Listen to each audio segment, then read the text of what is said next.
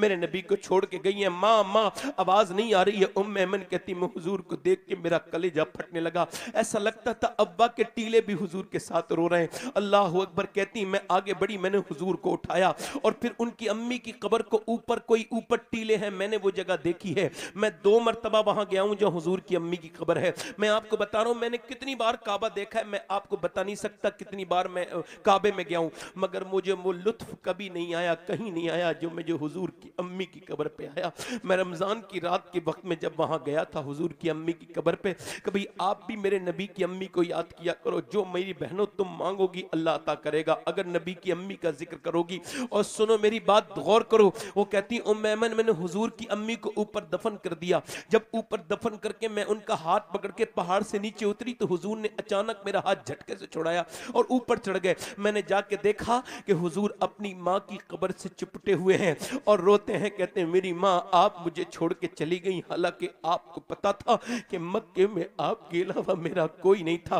अच्छा कोई बच्चे की वालदा चाहती है दुनिया तो उसकी फूफी होती है, उसकी चाची होती है, उसकी ताई होती है, उसकी खाला होती है, उसके रिश्तेदार होते हैं, उसको गोद में उठा लेते हैं, मगर मेरे नबी की अम्मी ऐसी जगह छोड़ के गई है, न फूफी है, न ताई है, न चाची है, न खाला है, मेरे नबी अकेले हैं। और 6 साल की उम्र है। हजरत उमर फरमाते हैं 70,000 सहाबा इकराम के साथ मदीने से मक्के की हाजिरी हज करने के लिए निकले। एक टीले पर हुजूर चढ़े, दोनों पांव ऊपर किए, दोनों पांव इन दोनों पांव ऊपर किए और पांव में अपना सर नीचे किया और रोने लगे। सारे सहाबा रो रहे थे, मैं भी आगे बढ़ा, मैंने देखा हुजूर रो रहे हैं। मैंने कहा या रसूल अल्लाह आप क्यों रोते हैं? उमर अपनी जान दे देगा, आपकी आंखों में आंसू नहीं देखेगा। क्या गम है मेरे नबी को, मेरे मुस्तफ़ा को? कहते हैं हुजूर ने जब चेहरा उठाया पूरा चेहरा भीग रहा था आंसुओं से, आंखें सूज रही थी। मेरा बरेली के फारूक आजम से किसी ने कहा कि फला आदमी बहुत अच्छा है, तो आपने फरमाया तुम जिसकी अच्छाई कर रहे हो तुमने उससे रिश्तेदारी की है? कहा नहीं। उसके साथ सफर किया है? कहा नहीं। कहा तो फिर इतनी जल्दी उसे कैसे जान गए तुम? तो एक बात से किसी का अंदाजा नहीं होता। मेरे बारे में ये गुमान करना कि मैं गुस्से का तेज ना, ऐसा नहीं है। अल्लाह का शुक्र है मेरी पूरी जिंदगी में कभी किसी से झगड़ा नहीं हुआ। सही बात है, हक है। मैं कोई बदतमीज इंसान नहीं, उसूल का बड़ा पाबंद इंसान हूं। उसूल से आगे मैं किसी चीज को नहीं मानता। मैं वक्त का इतना पाबंद हूं कि जब मेरा वक्त आएगा तो मैं मर जाऊंगा। और बताइए,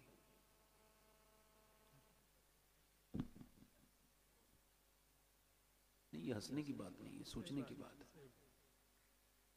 आप चाहे वक्त के पाबंद ना हो मगर अल्लाह का निजाम पाबंद है। अल्लाह का,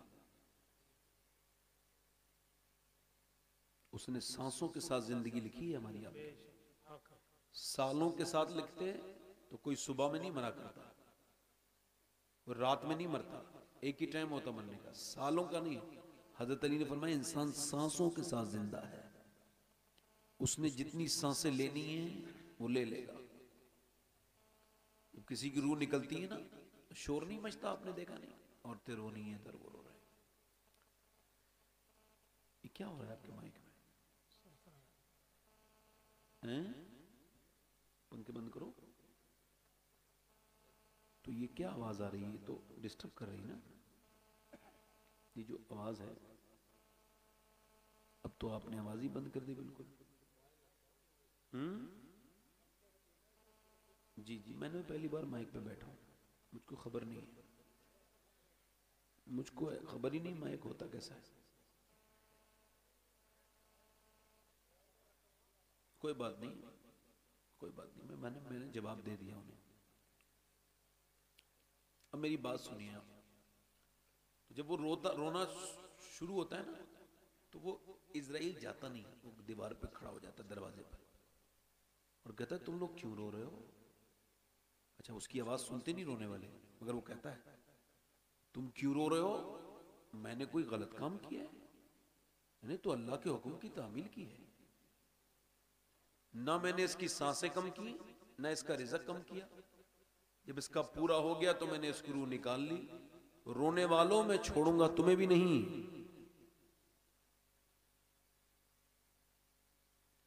इंसान जिस दिन ये समझ जाए कि उसे मरना है वो गुनाह करना छोड़ देगा। सही बात है जी।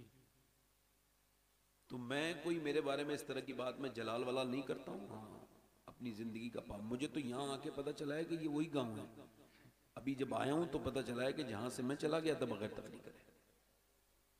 तो मुझे कोई आपसे माजल्ला दुश्मनी तो नहीं, आप मेरे भाई हैं और मैं किस लायक। मुझे तो ये भी खबर नहीं कि मैं जन्नती हूँ या जहन्नमी हूँ। मेरी तारीफ तो छोड़ो आप, वो तो अलग की बात हो गई। मेरे बारे में तो मुझे ये भी पता नहीं कि मैं जन्नती हूँ या जहन्नमी हूँ। इससे बड़ी आप क्या बात कहेंगे मेरे बारे में। हाँ, अल्लाह की रहमत से उम्मीद है कि वो बख्शेगा, मगर ये कोई कंफर्म तो नहीं ना। सोचो जरा, जिसके लिए कब्र खड़ी हो वो तकब्बुर करेगा, गुरूर करेगा। माज़अल्लाह। ये हसन भाई ने जो मेरे बारे में बातें कही, इनकी अपनी मोहब्बत है। इन्होंने मेरी तारीफ की, मैं बंदा तारीफ के लायक नहीं। उस दिन मेरी तारीफ हो जाएगी सबसे बड़ी, जिस दिन मेरा ईमान पर खत्म हो जाएगा। मैं मरते वक्त अगर कलमा मुझे मिल जाए, नसीब हो जाए, और मैं अपने रब की बारगाह में जब जाऊं तो ईमान की हालत में जाऊं, तो ये मेरी दुनिया की सबसे बड़ी तारीफ है। पूरी दुनिया अगर मारती रहे, गाली देती रहे तो कोई फर्क नहीं, बस अल्लाह राजी हो जाए, परवरदिगार राजी हो जाए। ठीक है, मैंने मेरी बहनें कसरत से बैठी हैं, आप भी, मैं आपकी खिदमत करूंगा इंशाअल्लाह। और रोजी तकरीर अल्लाह का शुक्र करता हूँ, ऐसा बात नहीं। मुझसे पहले आपने माशाअल्लाह शोरा को सुना, सलीम पीलीभीती को सुना, जनाब आकिब इलाहाबादी को। निज़ामत बड़ी अच्छी हो रही है। ये हमारे सूफ़ी अनवारुल हक साहब क़िबला तशरीफ़ रखते हैं। अभी हज़रत से मैं आया हूँ तो हज़रत ने मुझे याद दिलाया कि हमारी इससे पहले की जो मुलाकात थी वो मदीने शरीफ में हुजूर के गुंबद के नीचे हो गई, बैठ के हुई थी। अल्लाह आप सबको मदीना दिखाए। जरा आमीन तो कह दो भाई। अल्लाह आपको दुनिया की दौलत की मजे से, इसके ये जो रंग चढ़ा हुआ है ना मदीने जाने का, है ही नहीं तबीयत मदीने जाने की। और जब कोई कहे जाने रहे तो बुलावा नहीं आया। अच्छा, रजिस्ट्रार ऑफिस से बुलावे आ रहे हैं, जमीनों की रजिस्ट्री लिखी जा रही है, कारें खरीदी जा रही हैं, बैंकों में खूब पैसे इकट्ठे हो गए, मगर मदीने से फिर रजिस्ट्री करके आता है, फिर मस्जिद में कहता है या अल्लाह मदीना दिखा दे। ओ यार क्या था मतलब, बोले बुलावा नहीं आया। हंसने की बात नहीं, सोचने की बात है। कैसी चोर नियत है कि ले अल्लाह ने पैसा भी दिया है फिर भी मदीना नहीं देकर, बुलावा नहीं आया। कोई आपके टेलीफोन आएगा कि भाई आ जाओ, आपके बगैर काबे का तवाफ अच्छा नहीं लग रहा है, आ जाओ, आपके अलावा आपके बगैर सफा मरवा में लुत्फ नहीं आ रहा है, ये बुलावा आएगा। मेरे सैयदी आला हजरत रदी अल्लाह तआला फरमाते हैं, फिर न करबट ली मदीने की तरफ, अरे वो चल झूठे बहाने वाले। फरमाते हैं जो एक बार जाके दूसरी बार मदीने नहीं गया वो भी झूठे बहाने करता है। मदीने कौन जाता है? जिसकी नीयत होती है। अभी एक रक्शे वाला मुझे मदीने में मिला था, 2 महीने पहले मैं मदीने शरीफ गया था, तो वह रक्शे वाला मिला था। कहने लगा मैं रक्शे चला के मदीने आया हूं, 12 साल लगे मुझे। कहते पैसे रोज इकट्ठे करके डालता था, बच्चे बीमार हुए फिर भी वो पैसे नहीं निकाले, जान पे बनाई नहीं निकाले। 12 साल के बाद सोचा पैसे हो गए होंगे, लेके गया टूर वाले के पास, उसने कहा 15 दिन के हम 60,000 लेते हैं। तो कहने लगे, मैंने कहा गिन लो, तो मेरे 10 के 5 के 2 के ऐसे जब उसने पैसे गिने तो वो गिनता जा रहा था और मुझसे पूछता जा रहा था कितने दिन में इकट्ठे किए हैं। मैंने कहा 12 साल हो गए। वो गिने गए तो 49,000 निकले। वो बोला यार तुम आदमी नेक लगते हो, मैं तुम्हें ऐसे ही मदीने लेके चला जाऊंगा। 49,000 में मुझे लेके जा रहा था। मैं अपने घर गया, बेबी से बोला मैं जा रहा हूं मदीने, मेरा पासपोर्ट दे दो। तो उसने मेरी तरफ देखा और कहा मुझे लेके नहीं जाओगे? मैंने कहा मैं रक्षा चलाता हूं बेगम, गरीब आदमी हूं, इतने पैसे 12 साल में इकट्ठे हुए, अगली बार इकट्ठे करके तुम्हें ले जाऊंगा। मगर मैं बचपन से मदीने वाले का दीवाना हूं, बचपन में मदीने के नाम में इतनी बरकत है तो जाके देखूं तो मदीना हुजूर का कैसा। वो कहते हैं कि मेरी बीबी अंदर गई और उसके मैके और ससुराल के दोनों के लगा के 1 तोला या 1 तोला जेवर था। वो मेरे पास लाके बोली इसे जाके बेच आओ, ये मुझे कब्र में नहीं लेके जाऊंगी, मुझे मेरे नबी का मदीना दिखा दो। अल्लाह अल्लाह अल्लाह, सुभान अल्लाह सुभान अल्लाह। मैंने कहा अपनी बीबी से मेरे लिए दुआ करवा देना, आज के जमाने में ऐसी औरत अल्लाह की नेक बंदी है, अल्लाह की नेक वलिया है। तो माशाल्लाह बड़ा अच्छा। सुभान अल्लाह, हमारे यहाँ कोई सुभान अल्लाह कहता है तो उसको 90 नेकियां मिलती हैं। आपके यहाँ क्या हिसाब चल रहा है? कहता है सुभान 90 नेकी मिलती हैं? जोर से तो बोलो जरा सुभान अल्लाह। अच्छा, जिसके पास ज्यादा नेकियां हो वो सुभान अल्लाह ना बोले। वैसे हुजूर फरमाते हैं मोमिन नेकियों का हरीस है, मतलब हरीस को समझ लीजिए लालची है, यानी एक नेकी माँ बाप नहीं दे सकते, मगर मेरा रब एक बार में 90 नेकियां अता करता है। और कितना करीम है, सुभान अल्लाह। देखो आप उसको करीम कहो तो उसके ऊपर थोड़ी कोई फर्क पड़ेगा, वो तो करीम ही है जी। मगर जब कोई दिल से अल्लाह को याद करता है, सुभान अल्लाह, अल्लाह उसके चर्चे कर देता है, उसके नाम को अल्लाह रोशन कर देता है। हदीस शरीफ में आता है अल्लाह के रसूल फरमाते हैं कयामत के दिन एक बंदे को अल्लाह बख्शेगा, तो वो कहेगा मालिक तूने मुझे क्यों बख्श दिया, मुझे तो याद नहीं आता कभी मैंने तेरा कहना माना हो, क्यों बख्श दिया? अल्लाह फरमाएगा ओ बंदे तू भूल गया, मगर तेरा रब भूलने से पाक है। एक बार तू सो रहा था, तूने करबट ली, तुझको तो खबर भी नहीं, मगर तू करबट लेते लेते ऐसे ही नींद नींद में कहता था या अल्लाह या अल्लाह। अल्लाह फरमाता है मुझे इतना प्यार आया, मैंने तुझे उसी वक्त बख्श दिया था। सुभान अल्लाह सुभान अल्लाह सुभान। जोर से तो बोलो जरा सुभान अल्लाह। अच्छा माशाल्लाह, आप तो बोलना भी जानते हैं। हुजूर के पास एक यहूदी आया, कहने लगा अगर एक मौजज़ा दिखाएं जी तो मैं मुसलमान होने के लिए तैयार हूं। हुजूर ने फरमाया बोलो क्या देखना चाहते हो? कहने लगे जो आप दिखाएं। हुजूर ने फरमाया मैं तो कुछ भी दिखा सकता हूं, ये बताओ तुम क्या देखना चाहते हो? नबी मुख्तारे कुल हैं, जिसको जो चाहे जो चाहे। और हुजूर ने फरमाया बोलो। कहने लगा मेरी बेटी मर गई है, कब्रिस्तान में है, काफी दिन हो गए दफन हुए, क्या वो जिंदा हो सकती है? फरमाया बिल्कुल हो जाएगी। हुजूर गए, जाकर के आवाज दी कब्र पे, ओ बच्ची तुझे आमना के लाल ने पुकारा, जरा बाहर तो आ। अभी लफ्ज पूरे अदा नहीं हुए थे मेरे आका की जबान से कि मिट्टी के अंदर हरकत पैदा हो गई। आधी मिट्टी कब्र की इधर गिरी, आधी इधर गिरी, बच्ची उठी और कब्र चीरती भी बाहर को आई और बोली लब्बैक या रसूल अल्लाह। नारे तकबीर, दोनों हाथ उठा के बोलो लब्बैक या रसूल अल्लाह। मैं जब आया था तो 2-3 शेर पढ़ने के लिए किसी ने मुझसे फरमाइश की थी, पढ़ दूं जी? बताओ। मैंने वैसे ये मदीने शरीफ में भी पढ़े हैं शेर। सुभान अल्लाह सुभान। और ये मेरे कलाम, इस कलाम को सुन के न जाने कितने लोग मदीने चले गए। सुभान अल्लाह सुभान। माइक आपका बहुत अच्छा है भाई, माशाल्लाह, अल्लाह और बरकत दे आपको। आमीन। थोड़ा सा भाई माइक और ठीक कर दें, आप नाराज ना हो, अल्लाह आपको बरकत अता फरमाए। आमीन। भाई माइक इनका बड़ा अच्छा है भाई, जी हमारी तरफ से इनको 100 रुपए का नजराना जी। इसको रख लीजिएगा, इसको खर्च न कीजिएगा, ठीक है बैठिए। ठीक कर दे, माइक को ठीक कर दें। तो जरा दोनों हाथ उठा के बोलो लब्बैक या रसूल अल्लाह। हाँ सुन ले थोड़ी देर, पढ़ दूं 2-3 शेर? जी बताओ। बड़े अच्छे लोग हैं, अल्लाह आपको सलामत रखे। वैसे सुभान अल्लाह कहते रहिए, वरना मुझे लगेगा कि आपको भी वैसे ही हो गया है जैसे उसे इबलीस को भी लगा था मुझे भी बड़े नेकियां हैं मेरे पास, मगर आप में से हम में से कोई ऐसा, हमें तो नेकियां चाहिए भाई। सुभान अल्लाह। जी बताओ। क्या बताऊं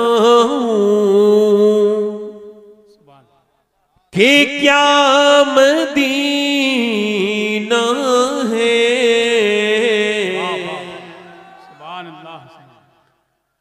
क्या बताऊं कि क्या मदीना है,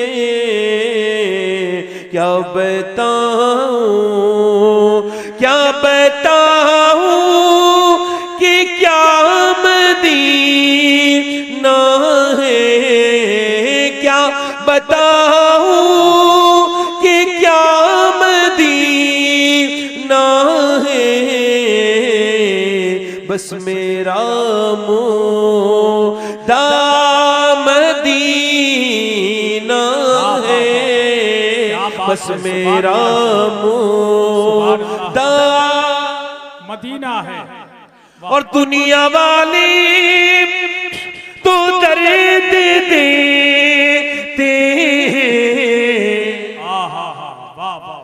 दुनिया वाले तो दर्द देते दर्द दिल की दवा मदी। नारे तकबीर, नारे रिसालत, जश्न आमदे रसूल कॉन्फ्रेंस, मसलके आला हजरत रजा कमेटी, हजरत अल्लामा दिल की दवा। आखिरी शेर पढ़ता हूं, फिर उसकी फरमाइश पूरी हो जाएगी। अल्लाह आपको मदीना ले जाए। आमीन। उठ के जाऊं कहाँ मदीने से, उठ के जाऊं कहाँ मदीने से, क्या कोई दूसरा सुभान अल्लाह, सुभान अल्लाह। इको कम कर दे, इको आवाज साफ कर। बस मैं तकरीर खत्म कर रहा हूँ। बैठ जाए। मैं तकरीर यहां से शुरू कर रहा हूं। मेरा सवाल है, इसका थोड़ा सा जो है ना वो ट्रेबल बनाए, इसका इको कम करें, आवाज समझ में आनी चाहिए सबको। सवाल यह कि अल्लाह ने इंसान को क्यों पैदा किया, यही मेरी तकरीर है आज की। देखो, जब तक इंसान ये नहीं समझेगा ना मैं क्यों दुनिया में आया हूं, तब तक वो ऐसे ही मारा मारा फिरता रहेगा। अगर किसी को ये खबर ना हो जाना कहां है, तो पूरी जिंदगी सफर करे पहुंचेगा। अल्लाह ने इंसान क्यों पैदा किया जी? मर्दों को, औरतों को, खाने पीने के लिए जानवर बहुत है, सोने के लिए जानवर काफी है, पैसा कमाने के लिए सिर्फ, इको और कम करें थोड़ा, इको कम करें, आवाज बढ़ाएं, माइक अच्छा है आपका, तो वो जो है कि नहीं, माल कमाने के लिए सिर्फ पे ध्यान दीजिएगा, सिर्फ नहीं, तो माल तो गैर मुस्लिमों के पास बहुत है। तो अल्लाह ने आपको क्यों पैदा किया, मुझे क्यों पैदा किया? आप घर में एक साइकिल भी लेके आए, उसका एक मकसद है कि भाई वो काम आएगी, मोटरसाइकिल काम आएगी, कार काम आएगी। अल्लाह ने इंसान क्यों बनाया? अल्लाह फरमाता है मैंने इंसान को इम्तिहान के लिए पैदा किया जी, आजमाइश के लिए। इमाम मालिक फरमाते हैं इंसान 2 बार पैदा होता है। इसकी गूंज और कम करें, आवाज को थोड़ा सादा करें, इसका माइक बहुत अच्छा है आपका, थोड़ा और ठीक कीजिए, ई को कम कीजिए, आवाज साफ समझ में आनी चाहिए। हाँ ठीक है, ऐसे मेरी आवाज ठीक है, आप हल्का सा बस इसको सहारा मिल जाना चाहिए। अल्लाह का शुक्र है मेरी आवाज पहुंच जाएगी, अल्लाह चाहेगा तो, वो बड़ा मेहरबान है, मुस्सरे हकीकी है। इमाम मालिक फरमाते हैं इंसान 2 बार पैदा होता है। कितनी बार? एक बार मां के पेट से, और एक बार उस दिन जब ये पहचान जाए कि अल्लाह ने मुझे क्यों पैदा किया जी। यानी अल्लाह ने इम्तिहान के लिए पैदा किया। शॉर्ट विजिट है दुनिया में, 50-60 साल की जिंदगी बहुत छोटी है। मौत तजदीद मिजाक जिंदगी का नाम है। इकबाल कहता है मौत मौत नहीं है, जायके के बदल जाने का नाम है। मौत तजदीद मजाक जिंदगी का नाम है। मौत के पर्दे में छुपा बेदारी का एक प्याम है। मौत को समझा है गाफिल इख्तिताम जिंदगी, जिंदगी की शाम है सुबह दबा में जिंदगी। यानी जिंदगी की तो शाम है, मगर ऐसी जिंदगी की सुबह जिसकी कभी शाम नहीं। हजरत अबू हुरैरा सिहाबी रसूल हैं, नाम सुना है? अबू हुरैरा हुजूर के सामने बैठते हैं, खाते हैं, पीते हैं, उठते हैं, बैठते हैं। सबसे ज्यादा हदीस में उन्हीं का नाम आता है, उन्हीं से रिवायत करदा मुहद्दिस हैं बहुत बड़े। वो बयान, वो इंतकाल करने वाले रो रहे हैं। चेहरा कभी सुर्ख होता है, कभी पीला होता है, कभी सुर्ख होता है, कभी पीला होता है। किसी ने करीब जाके पूछा, इतना बड़ा सिहाबी मौत के वक्त बच्चों की तरह रो रहा है, क्या मौत से डर लग रहा है? कहने लगे नहीं नहीं। कहा फिर? कम इस वजह से डर रहा हूं कि मेरे नबी ने फरमाया जब इंसान मरने वाला होता है तो फिर उसको पता चल जाता है वो जन्नती है या जहन्नमी है, यानी वो जन्नत जा रहा है या जहन्नम।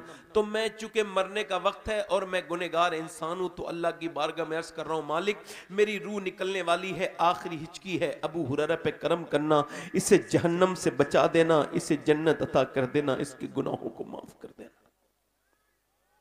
एक सहाबी की बात कर रहा हूं, देखो। मगर हम समझ ही नहीं पाए कि अल्लाह ने हमको इम्तिहान के लिए पैदा किया।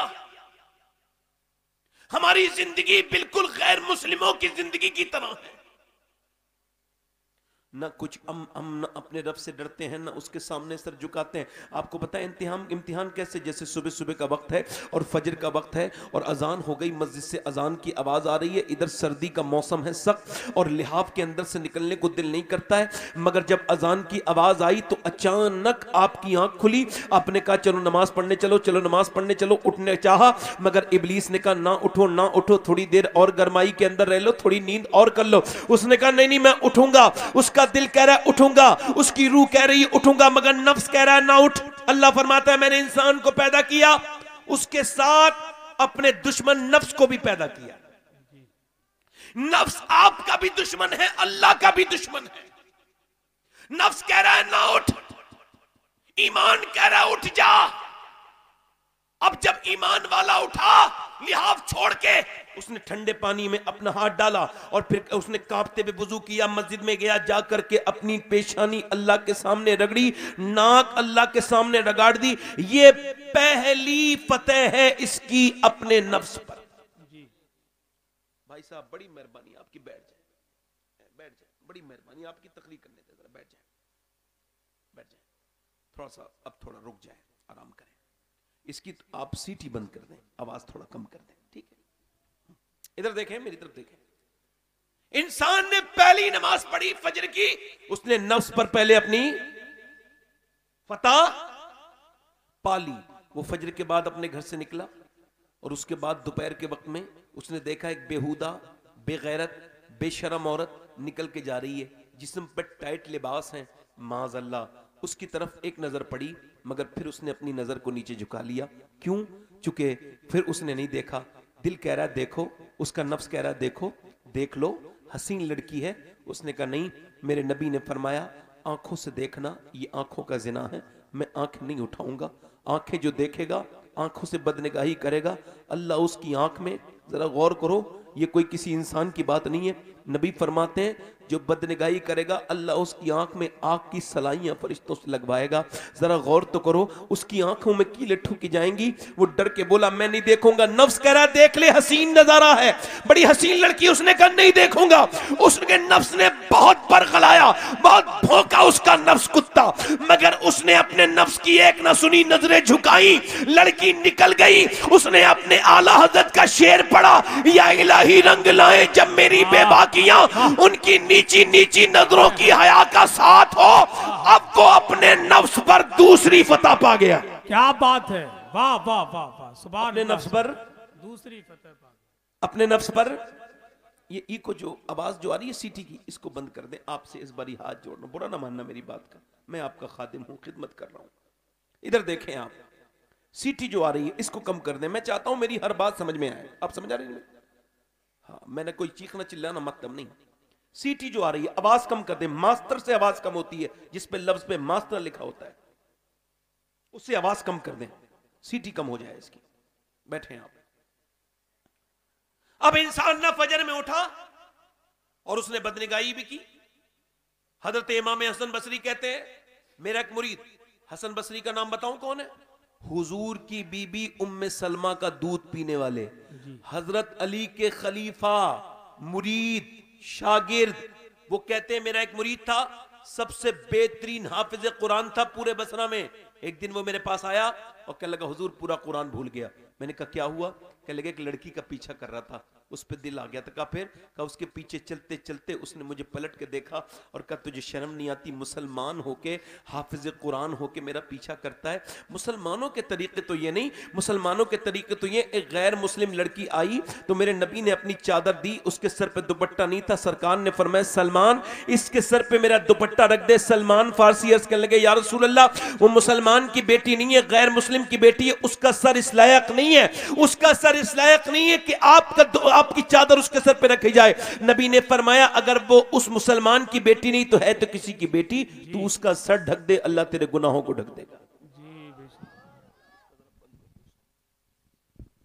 भाई देखो सीटी बंद कर दो, भाई सीटी बंद कर दो, बस सीटी ना बोलते वक्त सीटी आ रही है, मैं डिस्टर्ब हो रहा हूँ, मेरा रिदम नहीं बन पा रहा है बोलने का। इसको बंद कर। नहीं नहीं कोई बात नहीं, आपका माइक ठीक है, इसमें आवाज कम कर दो, आवाज और कम कर दो, आवाज और कम कर दो। हाँ दूर की आवाज बंद करवा दो, यहाँ करीब इन लोगों को आनी चाहिए बस आवाज। इमाम हसन बसरी कहते हैं, और इधर देखे, वो लड़की कहने लगी तुझको शर्म नहीं आती मेरे पीछे आता है? कहते हैं मैं पलट गया, और पलट के फिर मेरे सीने में घबराहट पैदा हुई। तब से लेके अब तक कुरान पढ़ता हूं मगर याद ही नहीं आता, पढ़ता हूं याद ही नहीं आता। हुजूर मेरा अल्लाह मुझसे रूठ गया, मेरा कुरान तो मेरे सीने से निकल गया, कहीं ऐसा ना हो मेरा ईमान भी सीने से निकल जाए, मेरे लिए दुआ कर दें।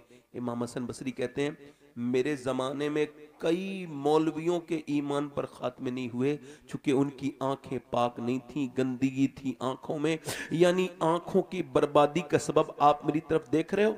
जिसकी आंखें पाक नहीं उसकी पाकीज़गी, वो पाकीज़ा इंसान नहीं।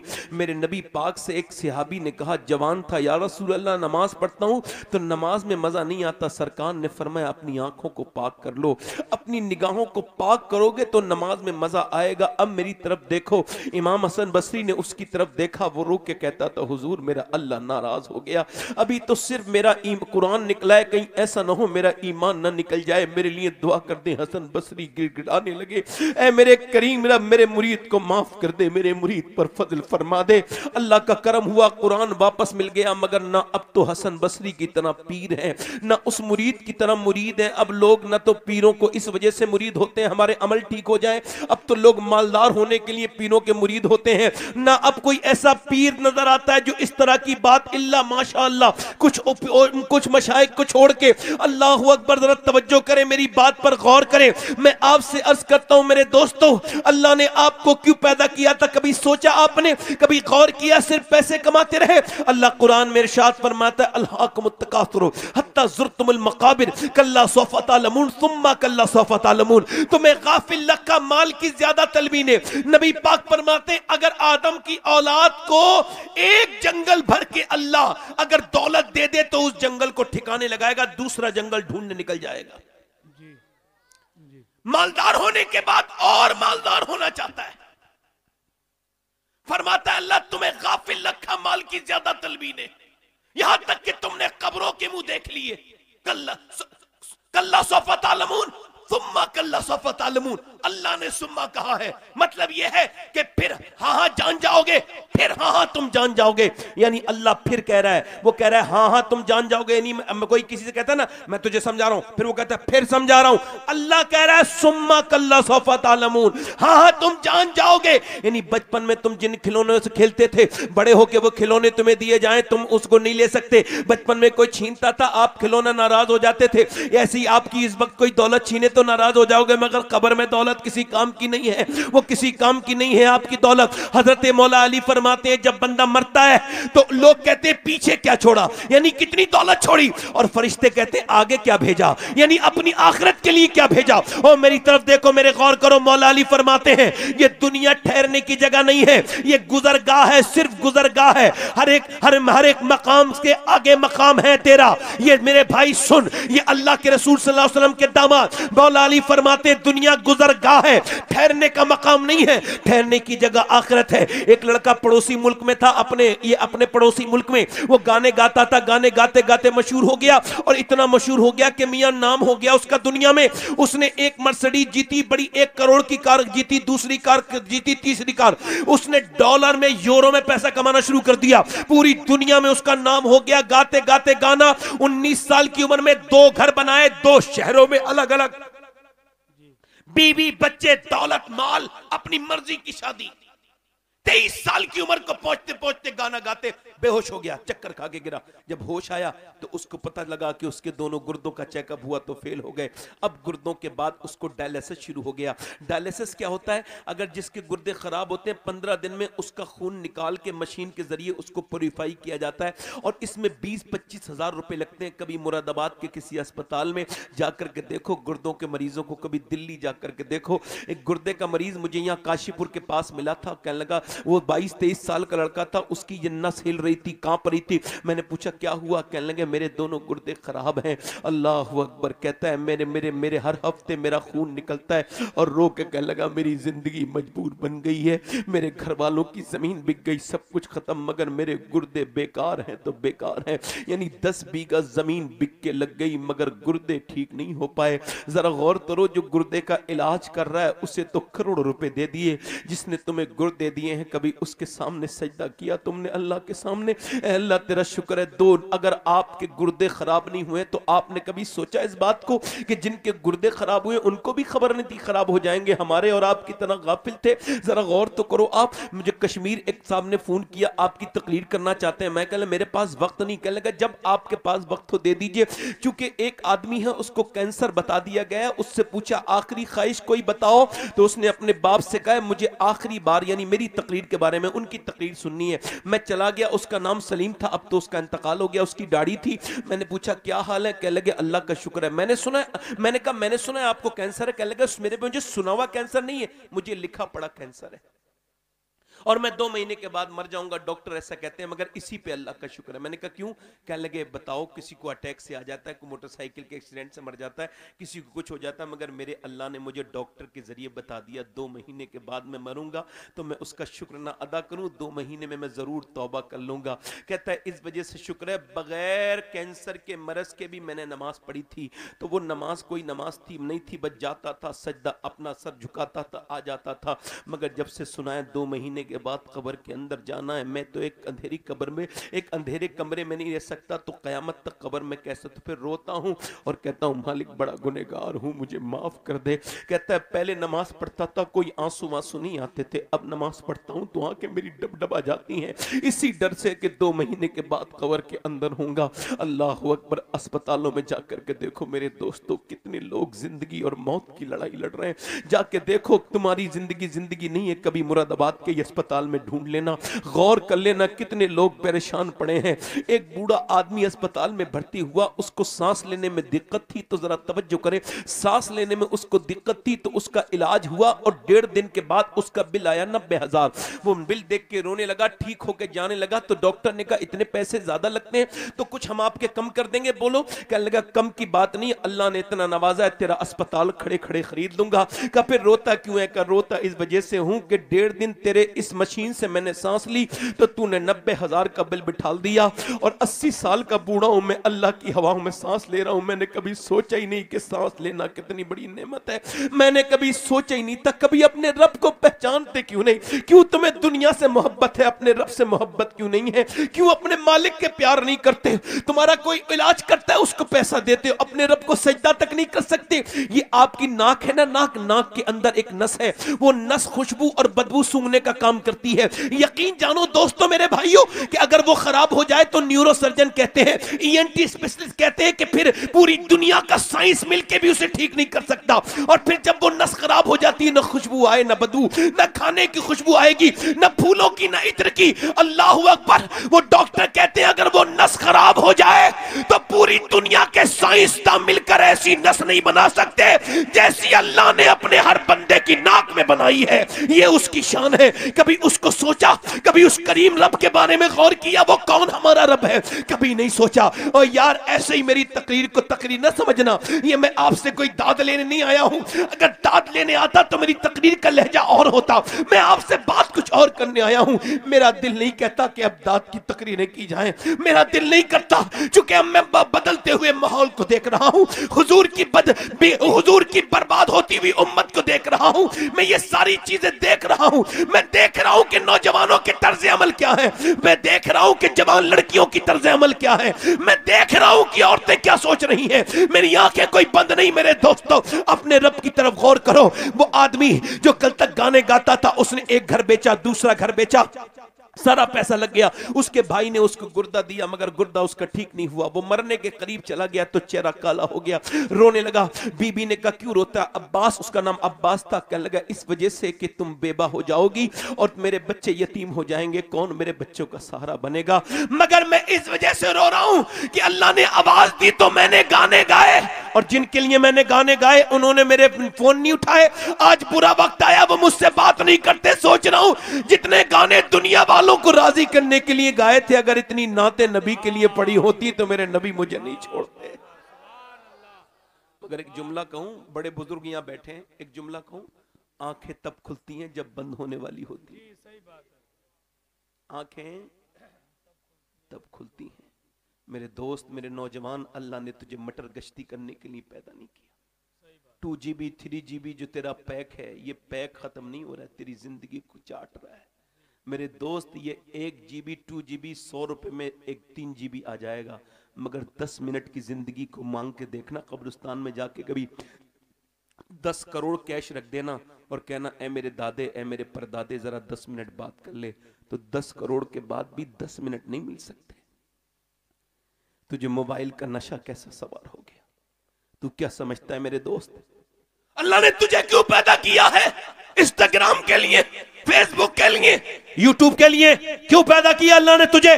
बता मेरे दोस्त। चौराहे पे बैठ के मटर गश्ती करने के लिए, फालतू बातें करने के लिए नहीं। नहीं, मेरे नबी फरमाते हैं जन्नत में कोई हसरत नहीं होगी, जन्नत में कोई अफसोस नहीं होगा, मगर जब जन्नती जन्नत की नेमतों को देखेंगे तो उन्हें एक अफसोस होगा। अर्ज की हुजूर क्या? वो कहेंगे, काश हमने जो दुनिया में वक्त खराब किया था उसमें अपने अल्लाह को याद कर लिया होता जिसने हमें ये जन्नत दी है। मेरे दोस्त, तू देखना, अब तेरे नबी का फरमान हक है, सच है। जो मेरे रब ने फरमाया वो सच है। दुनिया जिंदगी की जिंदगी कोई जिंदगी नहीं है।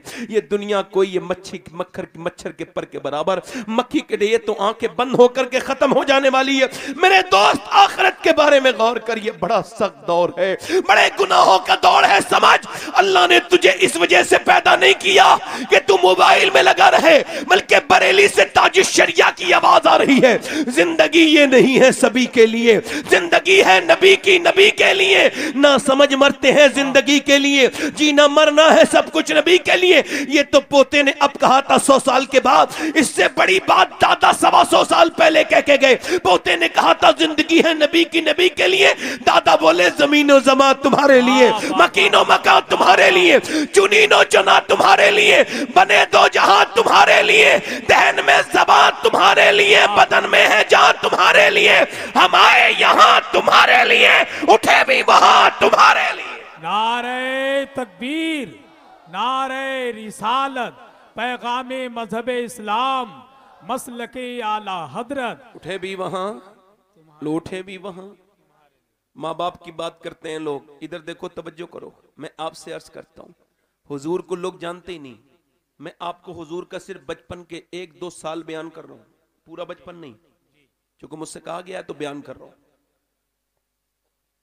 खुदा की कसम, जिंदगी दी है हुजूर की इताअत के लिए, अल्लाह ने अपनी इबादत के लिए दी है। मगर इंसान जब गाफिल हो जाए तो उसे मेरी तकरीरें बदल नहीं सकती ना। इंसान को वही वो समझेगा अपने आप को। अच्छा, नबी की मेरी बहनें बैठी हैं, आप भी बैठे। हुजूर पैदा कहाँ हुए हैं? बोलो, कहाँ पैदा हुए? जल्दी बोलो, कहाँ पैदा हुए? सारे लोग बोलो, जाने किसी को पता ना हो, उसको भी याद हो जाए, और बगैर शर्मिंदगी की। कहाँ पैदा हुए हुजूर? मक्के में। कहाँ पैदा हुए? जल्दी बोलो। और हुजूर के वालिद का नाम क्या है? जल्दी बोलो, जाके किसी को याद ना हो, उसे याद हो जाए बगैर शर्मिंदगी के। बोलो, क्या नाम है हुजूर के वालिद का? सैयदना अब्दुल्ला। जोर से बोलो। और हुजूर की अम्मी का नाम सैयदा, जिन्हें याद ना हो याद हो जाएगा, सैयदा आमना। बच्चों को भी याद कराया करो, छोटे छोटे बच्चों को बताया करो। हुजूर पैदा हुए, मेरे नबी दुनिया में तशरीफ लाए। यूं तो और भी आने वाले आए थे, मगर जब आमना का लाल आया, जरा जोर से तो बोलो सुभान अल्लाह, दिल लगा के बोलो सुभान अल्लाह। हुजूर तशरीफ लेकर के आए हैं। सरकार की उम्र 6 साल की हो गई है। पहला सफर है ये, हुजूर मक्के से मदीने शरीफ की तरफ सफर कर रहे हैं। बाप दुनिया में है नहीं और बाप की कब्र है मदीने में। जब वो सफर पे गए थे अब्दुल्ला मुल्क शाम के, तो वापसी में मदीने में इंतकाल हो गया था हुजूर के वालिद का। हुजूर उस वक्त दुनिया में तशरीफ नहीं लाए थे। मेरे आका करीम उस वक्त दुनिया में तशरीफ नहीं लाए थे और आपके वालिद साहब, आपके वालिद ने दुनिया को छोड़ दिया था। आपकी वालदा 6 साल के हुजूर को लेके खड़ी हैं और कहती हैं, ए अब्दुल मुत्तलिब मुझे जाने दीजिए, मैं सफर करना चाहती हूँ। पहला मदीने से मक्के से मदीने का सफर। अब्दुल मुत्तलिब ने, दादा ने कहा, मेरा पोता मेरी आंखों का नूर है, मेरा बेटा तो है नहीं, मैं इसको जाने नहीं दूंगा। सैयदा आमिना ने कहा, क्या आप मुझे मेरे मैके नहीं जाने देंगे? क्या मुझे मेरे शौहर की कब्र पे नहीं जाने देंगे? उन्होंने जब देखा अपनी बहू को तो वो अपना उन्होंने दिल को अपने संभाला और कहा, बेटी तुझे इजाजत देता हूं, मगर उम्मे ऐमन के साथ ले छोड़ा। मगर दादा दूर तक रोते रहे जब तक हुजूर को देखते रहे। ऊंटनियों पे सवार होकर के मेरे नबी ने पहला सफर 6 साल की उम्र में मक्के से मदीने का किया। मगर मियां सुने, गुदड़ी में लाल नहीं छुपते, ये पुरानी मिसाल है। मेरे नबी पाक भी छुपे नहीं, मेरे आका करीम जैसे ही मदीने शरीफ में पहुंचे हैं, हुजूर की ऊंटनी की एंट्री हुई है। हुजूर का चेहरा देखकर, आंखों के डोरे देखकर, नबी का हुस्न देखकर, खुदा की कसम सहाबा इकराम फरमाते हैं, अगर मेरे नबी कोई मौजज़ा ना दिखाते, यानी सूरज को वापस ना पलटाते, चांद के 2 टुकड़े ना करते, फिर भी नबी का चेहरा ऐसा था जो देख लेता वो मुसलमान हो जाए। वाह वाह वाह, सुभान अल्लाह। सरकार का चेहरा ही काफी था। वाह, बेशक, जोर से बोलो सुभान अल्लाह। और हुजूर को कभी सहाबा इकराम ने ढूंढा नहीं, कभी ढूंढा नहीं मेरे नबी को। नहीं, वो तो मियां हवाओं से पूछते थे, जिधर की हवा में खुशबू होती थी उधर ही चल दिया करते थे। जिस गली से खुशबू आती है, अल्लाह मेरा इमाम कहता है, क्या महकते हैं महकने वाले, बू पे चलते हैं भटकने वाले। अल्लाह के रसूल मदीने शरीफ में पहुंचे हैं, यहूदियों ने देखा तो कहने लगे, ये अल्लाह का आखिरी नबी लगते हैं। अरे ये हुजूर हैं। हजरत उमर 20-22 साल की उम्र में मुल्क शाम गए, इस्लाम उस वक्त लाने से पहले। तो जब पहुंचे, नबी ने उस वक्त ऐलान नबुव्वत नहीं किया था, 20 साल के अराउंड हजरत उमर की उम्र थी। उस वक्त पहुंचे और जब आप गए तो मंडी में झगड़ा हो गया। अच्छा, आपको तो बात बर्दाश्त थी नहीं, हजरत उमर ने एक घूसा उसके मारा, वो एक में ही मर गया। अब पहले घूसे को देखा, फिर उसे देखा, या अल्लाह मैंने तो एक ही मारा था, मगर देखा क्राउड पीछे भाग रहा, भीड़ बहुत दौड़े। हजरत उमर बड़े फुर्तीले, कौन पकड़ सकता था। खैर दौड़ते दौड़ते गिरजा में घुस गए। लोगों ने देखा, अब पादरी देख रहा था और उसने पादरी से आके लोगों ने पूछा, कोई आदमी यहां भागता आया, अरबी कत्ल करके भागा है, मक्के का आदमी है। कह लगे हमने नहीं देखा उसको, वो चले गया। वो जब चले गए तो वो अंदर गया, पादरी बचा के बोला, मैंने तुम्हें बचा तो लिया, मगर मुझे लगता है कि तुम मक्के के रहने वाले हो। हजरत उमर ने फरमाया, हाँ। क्या तुम्हारा नाम उमर है? आपने आंखें फैला के देखा, हाँ हमारा नाम तो उमर है। क्या तुम्हारे यहाँ किसी ने नबी होने का दावा किया? क्या ना, मेरे नबी ने होने का किसी ने दावा नहीं किया। क्या अभी नहीं किया मगर करेंगे, और तुम उनके वजीर बनोगे और तुम इस मुल्क के शाम को फतह करोगे। उसने कहा, हजरत उमर से कहा कि तुम लिख के दो, जब तुम यहां पे हुकूमत करोगे तो तुम मेरे गिरजा को नहीं गिराओगे और मुझे तकलीफ नहीं पहुंचाओगे। हजरत उमर ने कहा, तुम्हारा दिमाग ठीक है? मैं कौन हूं तुम्हें पता है? मैं एक मुट्ठी किशमिश लेके बकरी और ऊंट चराता हूं, मेरी यह हैसियत है, तुम मुझे बादशाह बता रहे हो। उसने कहा, तुम लिखना भी जानते हो, लिख के जाओ, मुझसे बातें मत करो, मेरे इल्म के मुताबिक तुम लिखना भी जानते हो, लिख के जाओ तो तुम्हें छोड़ूंगा, वरना अभी आवाज दे के लोगों को बुलाऊंगा। हजरत उमर ने जान बचाने की खातिर लिख तो दिया, मगर भूल गए। मगर जब आपने मदीने में रहकर मुल्क के शाम पर अपनी फतह के झंडे गाड़े तो रोने लगे, फरमाने लगे, फला गिरजा को मत गिराना, उसके पादरी को कुछ न कहना, उसे उमर ने जबान दी है। लोगों ने कहा, हुजूर आप तो अभी वहां गए भी नहीं, जबान कब दे दी? फरमाने लगे, जब तक बिके न थे तो कोई पूछता न था, तुमने हमें खरीद कर अनमोल कर दिया। नारे तकबीर, नारे रिसालत, तुमने हमें खरीद कर कॉन्फ्रेंस। हुजूर मदीने में पहुंचे हैं, जोर से बोलो सुभान अल्लाह। और यार हुजूर चलते हैं तो पत्थर सलाम करते हैं, अस्सलातु वस्सलामु अलैका या रसूल अल्लाह। पेड़ सलाम करते हैं। कुछ लोग कहते हैं माज़अल्लाह नबी हमारी तरह। आपको तो आपकी बेगम दिल से सलाम नहीं करती, मजबूरी में कर ली। हुजूर को तो पत्थर सलाम करते हैं। आपसे हुजूर का क्या मुकाबला? आपको शर्म नहीं आती ये बातें करते हुए? बेगैरती भी कोई हद है या तुम ही वो हद हो जो बेगैरती की होती हो? अरे बेशर्मो, तुम हुजूर के बारे में बात करते हो, तुम ये कहते हो नबी। अरे तेरी तो औकात कोई नहीं। अगर आप ये कहोगे कि नबी हजरत सैयदना यूसुफ अलैहिस्सलाम की तरह मेरे नबी है तो हम नहीं मानेंगे, क्योंकि हमारा अकीदा यह है, खल्क से औलिया, औलिया से रसूल और रसूलों से आला हमारा नबी। सुभान अल्लाह, सुभान। रसूलों से आला हमारा नबी, रसूलों से आला सुभान अल्लाह। हुजूर मदीने में चल रहे हैं और जब खबर सुनी अम्मी ने तो उन्होंने डर लगा कि मेरे बेटे को कोई तकलीफ न यहूदी पहुंचा दे, जो यहूदी दुश्मन थे, आज भी दुश्मन है यहूदी। अब वो निकली अपने शोहर की कब्र पे गई। अच्छा, कोई बेवा औरत पहली मर्तबा अपने बच्चे को लेके जब पहुंचेगी वहां पर, तो ये बताएं उस वक्त उसके दिल के ख्वाहिशात क्या होंगे। उन्होंने पहली बार अपने शोहर की कब्र पे हाजिरी की, पहुंची और जाके बोली, अपने बेटे को देख के सर पे हाथ हुजूर के रखा और कहा, ए अब्दुल्ला, अल्लाह ने बड़ा हसीन बनाया था आपको, मगर काश आप देख पाते जितना हसीन आपका बेटा है, पूरे मक्के मदीने में किसी का बेटा इतना खूबसूरत नहीं है।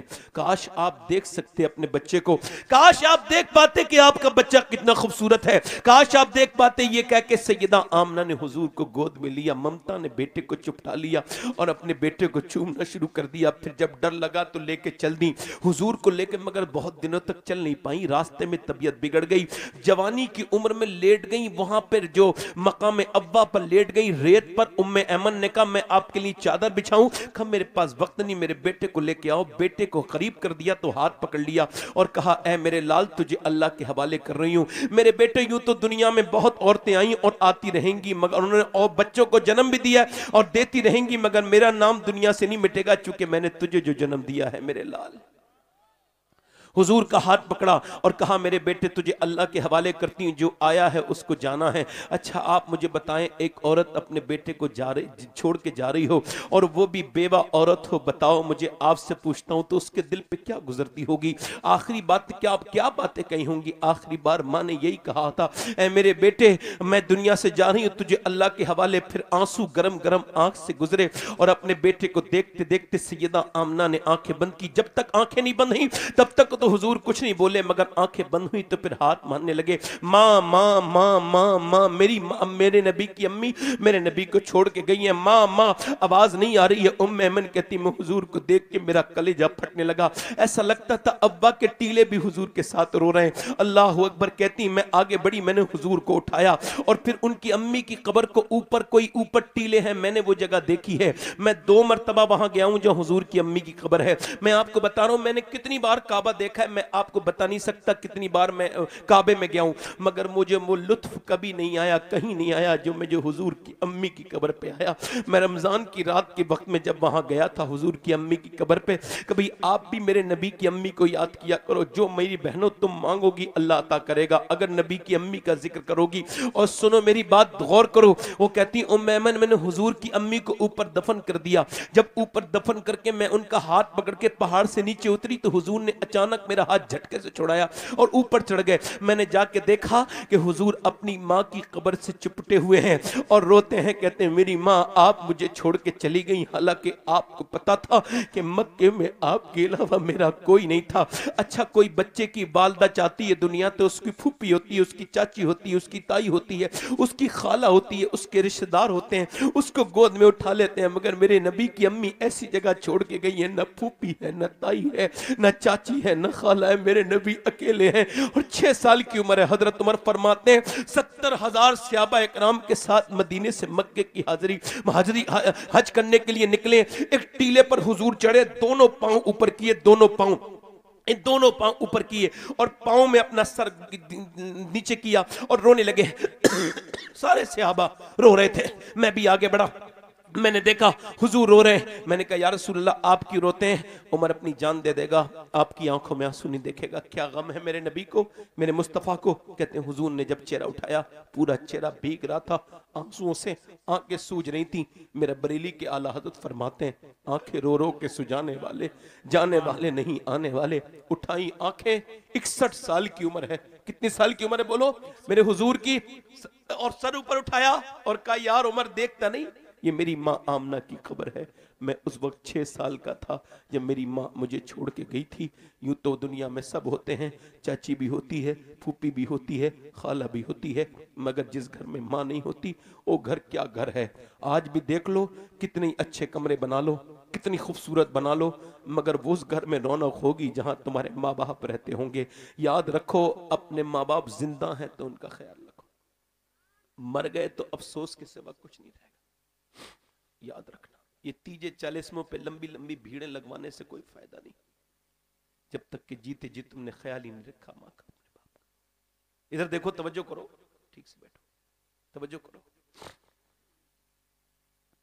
हजरत मालिक बिन दीनार कहते हैं मैं हज करने गया और मैंने सबसे आखिर में जो हज होता है तो वो सर मुंडाया जाता है, फिर वो इंसान एहराम से बाहर आ जाता है। तो वो कह लगे मैंने हज किया, तो मैं सोच लगा क्या पता अल्लाह ने किसका हज कबूल किया किसका नहीं किया। सवाल रहता ना इंसान के। कहते मैं सो गया तो हातिफ गैब से ख्वाब में आवाज आई अल्लाह ने सबका हज कबूल किया है, मोहम्मद बिन हारून बल्खी का हज कबूल नहीं किया। क्या नाम बोलो? मोहम्मद बिन हारून बल्खी का हज अल्लाह ने कबूल नहीं किया। कहते मैं कौन होगा वो हारून बल्खी? मैं कहा ढूंढने निकला। कहते हैं सफर किया, अच्छा ये होते हैं इंडिया के लोग हैं, ये पाकिस्तान के, ये फला जगह फला। तो कहते हैं मैं ढूंढने निकला तो मुझे पता लगा इधर बल्ख के लोग ठहरे हुए हैं। तो मैं पहुंचा, मैंने कहा हारून बल्खी को जानते हो? कह लगे सबसे नेक आदमी है, ओ देखो उधर नमाज पढ़ रहा है, इसने सब कुछ अल्लाह के नाम पे दे दिया और नेक आदमी है। मैं पहुंचा, मैं जाके बोला उसके करीब, मैं खड़ा हुआ, मैंने उससे कहा कि करीब में बैठा, उसने सलाम फेरा, नमाज पढ़ रहा था, सलाम फेरने के बाद कहा अस्सलाम वालेकुम मालिक बिन दीनार। मैंने कहा आप मुझे जानते हो? कहा मैं तो ये भी जानता हूं आप क्यों आए हो। कहा क्यों आया हूं? कहा इस वजह से आए हो कि मेरा हज कबूल नहीं हुआ, ये बताने। कहा तुम्हें कैसे पता? कहा 24 साल से हज करने आ रहा हूं, लगातार एहराम बांधता हूं, काबे में आता हूं, काबे को देख के खूब रोता हूं। पहले तो लोग काबे को देख के रोते थे, अब सेल्फी लेते हैं, अब उसमें माज़अल्लाह उसे भी वो तफरीब वाली जगह बनाते हैं। याद रखो पूरी दुनिया में तस्वीर कहीं भी बन सकती है मगर तकदीर मदीने में बनती है मेरे दोस्त। इधर उधर की बात न कर मेरे भाई। मेरे भाई ये क्या करने गया है? हज गया था। ये तस्वीरें तो वो काबे को देख के, मैंने बूढ़े बूढ़े लोगों को देखा है काबे को देख के रोते हुए। एक बार मैं 2017 में गया था तो उस वक्त भी फ़लस्तीन पे बड़ा जुल्म हो रहा था। उस वक्त भी तो मैंने देखा था फ़लस्तीनी कुछ लोग आए थे हज में, और जब वो आए थे तो उन्होंने के रोने से पूरा हरम रो रहा था। किसी सब बस कलमे के नाम पे लोग रोते थे, ये मुसलमान हैं। किसी का बच्चा गोद से छिन गया, किसी की गोद सूनी हो गई, काबे को देख के लोग रोते थे। काबे में पहले सजदे करते थे, अब नहीं करते। वो कहता मैं काबा गया, काबा जाता हूँ, हर साल आता हूँ, काबे जाता हूँ, वहां हरम को देख के रोता हूँ। मैं तो जब काबे जाता हूँ, अपनी बात कर रहा हूँ, मैं जब मक्के जाता हूँ ना तो वहां के पहाड़ों को देखता हूँ और कहता हूँ मक्के के मुकद्दस पहाड़ों, हमने तो अपने नबी को नहीं देखा, तुमने तो देखा होगा। 53 साल नबी मक्के में चले हैं, तुम्हारी आंखों ने तो हुजूर को देखा होगा। यार वो मक्का हरम की जमीन और कदम रख के चलना, अरे सर का मौका है, ओ जाने वाले तफरी बना ली, खाना पीने की जगह बना ली, घूमने के लिए लोग जाने लगे। माशाअल्लाह बर्बाद हो रही है ये उम्मत। खैर इधर देखें, मेरा ये टॉपिक नहीं।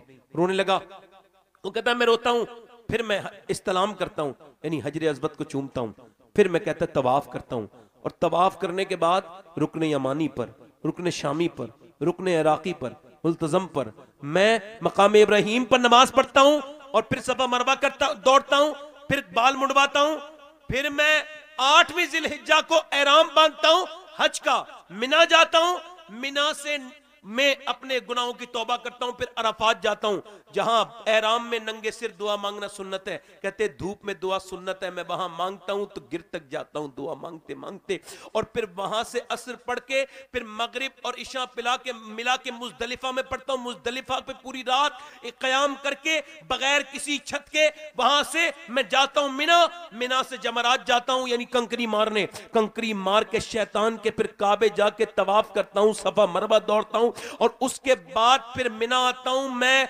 जानवर की कुर्बानी करता हूं और सर मुड़ाता हूं, और फिर नहा के जब कपड़े पहन के नमाज पढ़ रहा होता हूं तो कोई अल्लाह का वली आता है और कहता है तेरा अल्लाह ने हज कबूल नहीं किया। क्यों? कहने लगा मैं अपनी मां का गुस्ताख हूं। का क्या हुआ था?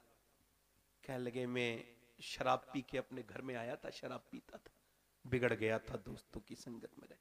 मेरी माँ रोटी बना रही थी, मैं करीब गया, मैंने कहा मेरी माँ जरा मुझे खाना दे दे। उसने कहा शर्म नहीं आती तुझे, रमजान के महीने में रोजा नहीं रखता और परेशान करता है। कहते हैं मैं आगे बढ़ा, मुझे गुस्सा आया, मेरी माँ पे मुझे तैश आ गया, मैंने जन्नाटेदार हाथ उसके मुंह पे मारा। वो तंदूर के सामने बैठी थी, ऐसी गिरी तंदूर के अंदर कि फिर चीखने लगी, चिल्लाने लगी। मैं शराब के नशे में गिर गया, मुझे घसीट के लोगों ने कमरे में बंद कर दिया, अम्मी की चीख सुनता रहा। कहता मैं सो गया, दूसरे दिन आंख खुली तो मेरी बीवी जा रही थी मैके। मैंने कहा कहां जा रही हो? पैकिंग करके। कहा मैके जा रही हूं। कहा क्यों? कहा मैं मां के कातिल के साथ नहीं रह सकती, कहा मेरी माँ मर गई? हाँ मर गई। तुझे 9 महीने पेट में रखने वाली चली गई दुनिया से, 9 महीने पेट में रखने वाली दुनिया से चली गई। वो आज डायपर का जमाना है, मगर हमारी तुम्हारी माँ के जमाने में डायपर का जमाना नहीं था। सोचो, पेशाब पे तो इंसान अपने नहीं सोता, तुम्हारी माँ तुम्हारे पेशाब पे सोती थी। सोचो जरा, इतनी बड़ी कुर्बानी कौन दे सकता है। आज तुम्हें बोझ लगने लगी है माँ, याद रखना सबसे बड़ा पीर मेरी नजर में अगर कोई है तो माँ और बाप है। इन दोनों की खिदमत किया करो। ये बूढ़ा जब घर से निकल गया तो फिर क्या फायदा होगा। सोचो, हजरत मालिक बिन दीनार कहते मैंने उसके मुंह पे थप्पड़ मारा, और तू क्या हज करने आता है, तेरा क्या कबूल होगा?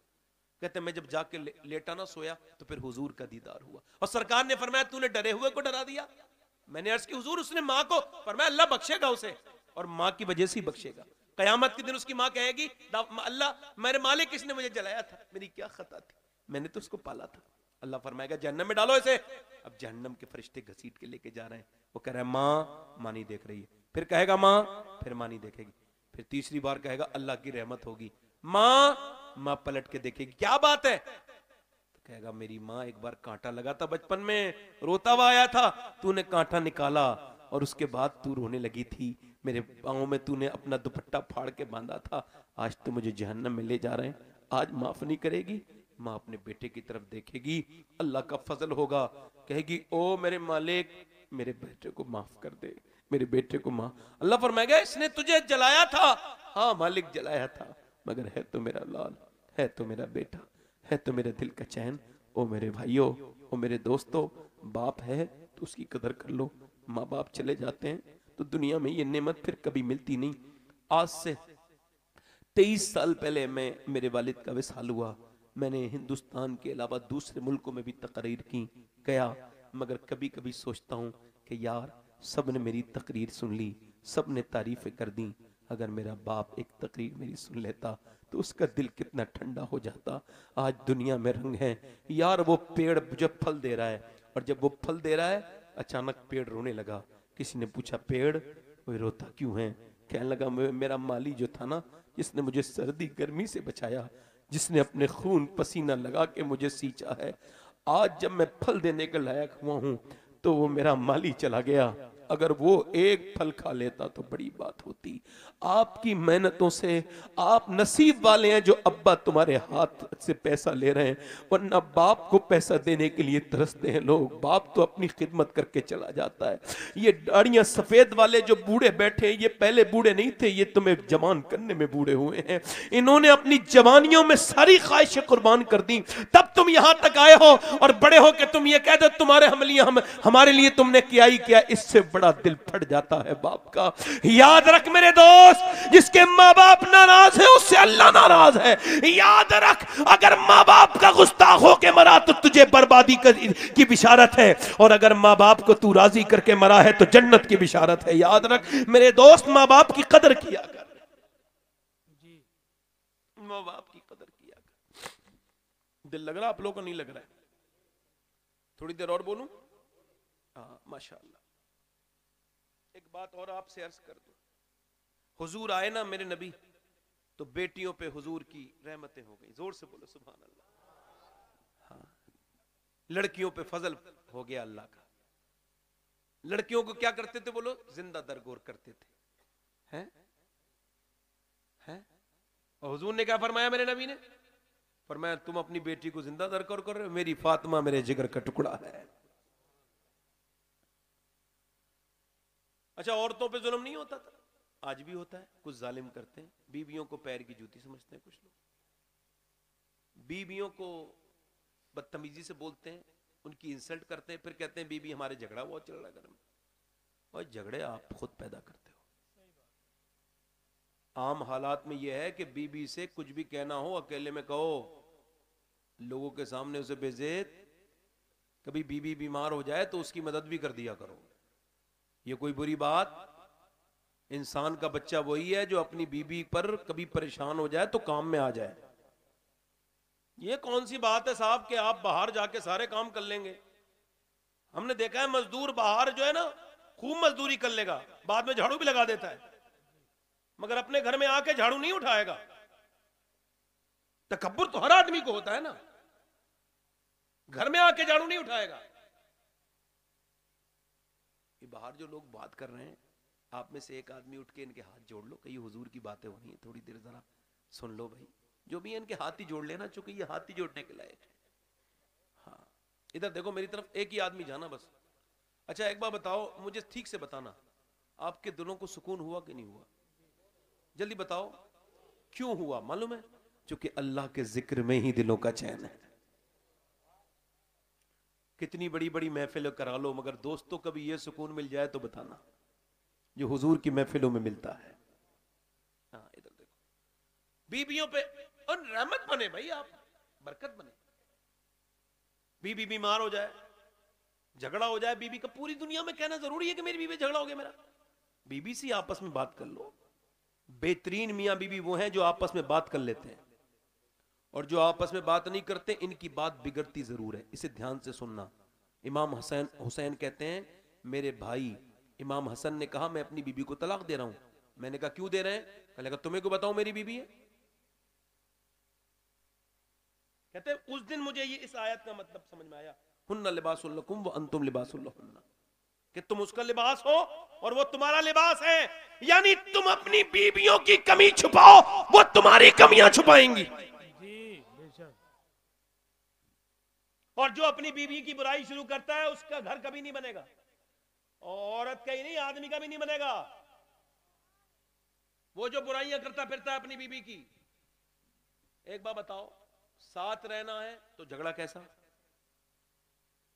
नहीं रहना है तो झगड़ा। एक साहब कह रहे थे वो मैं शादी में जाऊंगा, मेरे पास कपड़े नहीं। मैंने कहा अपने की शादी है? बोले हाँ। मैंने कहा अगर अपने की शादी है तो कपड़े की क्या जरूरत है, और अपने की नहीं है तो फिर जाने की क्या जरूरत है भाई? समझ आ रही नहीं आ रही आपके? ये हम लोग कागजी बातें कर रहे फिर हैं, इधर बताएंगे उधर बताएंगे, इससे अपनी बीबी की बुराइयां करेंगे। हमने देखे बिगड़ते हुए घर, हमने देखे हैं खानदान उजड़ते हुए, हमने देखा है बाप की नाक कटते हुए थाने में, हमने देखा है दादा की नाक कटते हुए थाने में। फिर दो मियां बीबी झगड़ गए, बात आगे बढ़ गई। कितनी अच्छी बात थी कि शोहर अपनी बीबी से अकेले कमरे में कहता ठीक है मेरी गलती हो गई यार, गुस्सा छोड़ दे, पाँव भी पकड़ लेता, कौन देख रहा है? मियां बीबी का मामला है, इज्जत जाती। मगर घमंड इतना है कि मियां थानेदार से मार खा लेगा मगर बीबी से माफी नहीं मांग सकता। ये मजाक की बात नहीं है, सही बात है, सही। मेरी अम्मी आयशा फरमाती हैं, सैयदा आयशा फरमाती, अम्मी आयशा जब मैं नाराज होती थी तो हुजूर मुझे मना लेते थे। जोर से तो बोलो सुभान अल्लाह। ओ सुनो, तवज्जो करो। मेरे नबी फरमाते हैं जिसकी अपनी बीबी से ना बने तो फिर वो क्या करे, क्या करे? फरमाते हैं उसकी बुराइयों को भूल जाए, अच्छाइयों पे नजर रखे। वैसे भी आपकी दोस्ती खत्म हो रही ना किसी दोस्त से, तो उसकी बुराइयां भूल के अच्छाइयों पे नजर डालो, दोस्ती कायम रहेगी। तो एक साहब कहने लगे मुझसे मुझसे मेरी बीबी के अंदर कोई अच्छाई नहीं। मैंने कहा मैं गिनाऊं? बोले गिनाइए। मैंने कहा सुनिए, पहली तो आपकी बीबी के अंदर ये अच्छाई है, पहली कि आपको वो आई अपना बाप छोड़ के, अपना भाई छोड़ के, अपना घर छोड़ के, मैका छोड़ के आपके घर में आ गई। पहली खूबी, आपके बच्चों को पालती है, आपकी ख्वाहिशात की तकमील करती है, खाना बनाती है, आपको कपड़े धो के पहनाती है, कपड़े धो के पहनाती है, आपका ख्याल रखती है, आप जब नहीं होते घर की हिफाजत करती है, आपके बच्चों को दूध पिलाती है। इतनी सस्ती तो नौकरानी नहीं मिलेगी मेरे दोस्त। अपनी बीबी को इज्जत ना दो, दुनिया में इज्जतें देता फिर हुजूर ने फरमाया तुम में बेहतरीन वो है जो अपनी बीबी के लिए बेहतर है। जी बीबी अम्मी आयशा फरमाती हुजूर जब मैं बीमार होती थी तो हुजूर आटा गूंद के फरमाते थे, आयशा मैंने आटा गूंद दिया तुम रोटी बना दो। बोलो तो सही जरा यार, अभी तक घमंड लिए बैठे हो। मैं किसी बीबी के बारे में बात कहीं नहीं कर रहा हूं। आप ये सोचो मैं अपनी बहन के बारे में बात कर रहा हूं, मैं अपनी बेटी के बारे में बात कर रहा हूं। अब बीबी के बारे में सोचना ही बंद कर दो तो ये बात ज्यादा अच्छा लगेगी कि ये मैं अपनी बहनों के बारे में बात कर रहा हूं जो किसी की कल को बीवियां बनेंगी, और अपनी बेटी की बात कर रहा हूं क्योंकि अगर उन्हें हक मिलेगा तो मेरी बेटी को भी हक मिलेगा, और अगर हक मिलेगा तो मेरी बेटी का भी मारा जाएगा। कल के बाद कोई ये कहे कि बीबी का झूठा खाना पीना ये बीबी के गुलाम की का तरीका है तो कह देना ये बीबी के गुलाम का नहीं, नबियों के इमाम का तरीका है। औरतों पे जुल्म करते मगर ये बताओ, ये किसने औरतों को लोग जलील, किसने औरतों को इज्जत दी? मेरे नबी ने। मगर औरतों ने नबी को अब छोड़ दिया, हुजूर को। उनके नजर में अब कौन है? उनकी नजर में अब फैशन है, और फैशन ही सबसे आगे है। देखो मेकअप एक लफ्ज है, मेकअप यानी इंसान, मेकअप का मतलब है कमी पूरी करना, यानी चेहरे पे जो कमियां हैं वो पूरी करना। यानी औरत के लिए इतना रवा था कि वो अपने आदमी के लिए मेकअप करे ताकि उसका आदमी ना भटके, ना बहके, ना बदकारी की तरफ जाए, ना उसकी किसी और औरत की तरफ जहन भटके। अपने आदमी को सज सवर के दिखाए, अच्छे कपड़े पहन के दिखाए। मगर अब अफसोस ये उल्टा है कि जिसने जिसने कपड़े ला के दिए, जिसने मेकअप का सामान ला के दिया, उसको तो दिखाती नहीं, मगर मियां जब शादी में जाती है तो पूरे मोहल्ले को माज़अल्लाह दिखाती है। बुरा ना मानना मेरी बात को, ना हंसना भी नहीं मेरी बात पर, मैं कोई मजाक नहीं करने आया हूं। समझ आ रही है? अब बताओ घर बने तो बने कैसे भाई? अपने आदमी को दिखाना चाहिए था, उसे तो दिखाया नहीं। दिखाया किसे? एक साहब कह रहे थे मेरी बीवी बड़ी तैयार हुई और बोली शादी वाले दिन मैं कैसी लग रही हूं। हम शादी में जा रहे थे कहीं, तो मैंने कहा सुबह भी देखता हूं, मैं तो शाम भी देखता हूं, मुझसे जब चाहे पूछ लो कैसी लग रही हो, मैं तुम्हें बता दूंगा कैसी लग रही हो। अब तो तुम उन लफंगों से पूछना, उन बिगड़े हुए लड़कों से जो औरतों को देखने आते हैं शादियों में, वो तुम्हें बताएंगे कि तुम कैसी लग रही हो तुम्हारे लिबास देख करके। वो औरत बोली क्या मुझ पे वो नजर डालेंगे? मैंने कहा हाँ। तो कहने लगी उसकी आंखों में आंसू आ गए, नेक औरत थी, उसके दिमाग में बात आई, रोने लगी, फिर तो मैं बुर्का ओढ़ के जाऊंगी। अल्लाह अकबर, जरा जोर से तो बोलो यार सुभान अल्लाह। मुसलमानों की लड़कियां माशाअल्लाह बर्बादी की तरफ जा रही हैं। याद रखो, खाली फलस्तीन में जुल्म नहीं हो रहा है, फलस्तीन में तो वो दिख रहा है, जुल्म तो यहूदियों का हमारे घरों में पहुंच गया। सही बात है, बिल्कुल सही बात है, अच्छी बात है। ये जो आपके घरों में छोटी छोटी बच्चियां मोबाइलों में फेसबुक चला रही हैं, ये क्या है? ये उन्हीं की तरफ बराबर है, बढ़ रही हैं बेटियां, बेचियां, छोटी छोटी बेटियां, ये गंदी तस्वीरें, गंदी चीजें पोस्ट कर रहे हैं लड़के। ये क्या हो रहा है? ये सब यहूदियों ने मुसलमानों को फंसा रखा है, और ये मुसलमानों की बर्बादी की चीजें शुरू होने लगी हैं। मेरी तरफ ध्यान देना, इधर देखो, जरा गौर करो। इतना जरूरी था कि आला हजरत सैयदी आला हजरत फाजिल बरेलवी रदी अल्लाह तआला फरमाते हैं कि जब औरत अपने मर्द के लिए आईना देखती है और शौहर को दिखाने के लिए सजती है, अल्लाह उसे हर बार आईना देखने में एक सदके का सवाब अता फरमाता है। सुभान अल्लाह। एक सदके का सवाब अता फरमाता है। ये देखो औरतें जो जाती हैं शादियों में, सुने, ये देखो, और मर्द की नमाज है अल्लाहु अकबर, औरत की नमाज अल्लाहु अकबर, यानी बस वो हाथ उठाएगी, वो ऐसे नहीं करेगी, ऐसे नहीं करेगी, उसके हाथ यहीं रहेंगे, और बस हाथ उठाएगी अल्लाहु अकबर। मर्द नमाज पढ़े हाथ यहां उठाए, औरत नमाज पढ़े बस यहां होते। क्यों? क्योंकि इसका अल्लाह जानता है इसके जिस्म की बनावट और है, मर्द के जिस्म की बनावट और है। अल्लाह नहीं चाहता कि औरत नमाज पढ़ते में भी बेपर्दा हो, इसलिए मर्द की नमाज का तरीका अलग कर दिया, औरत का तरीका अलग कर दिया। जी जी जी, सुभान अल्लाह। ये लिखा है उलमा ने,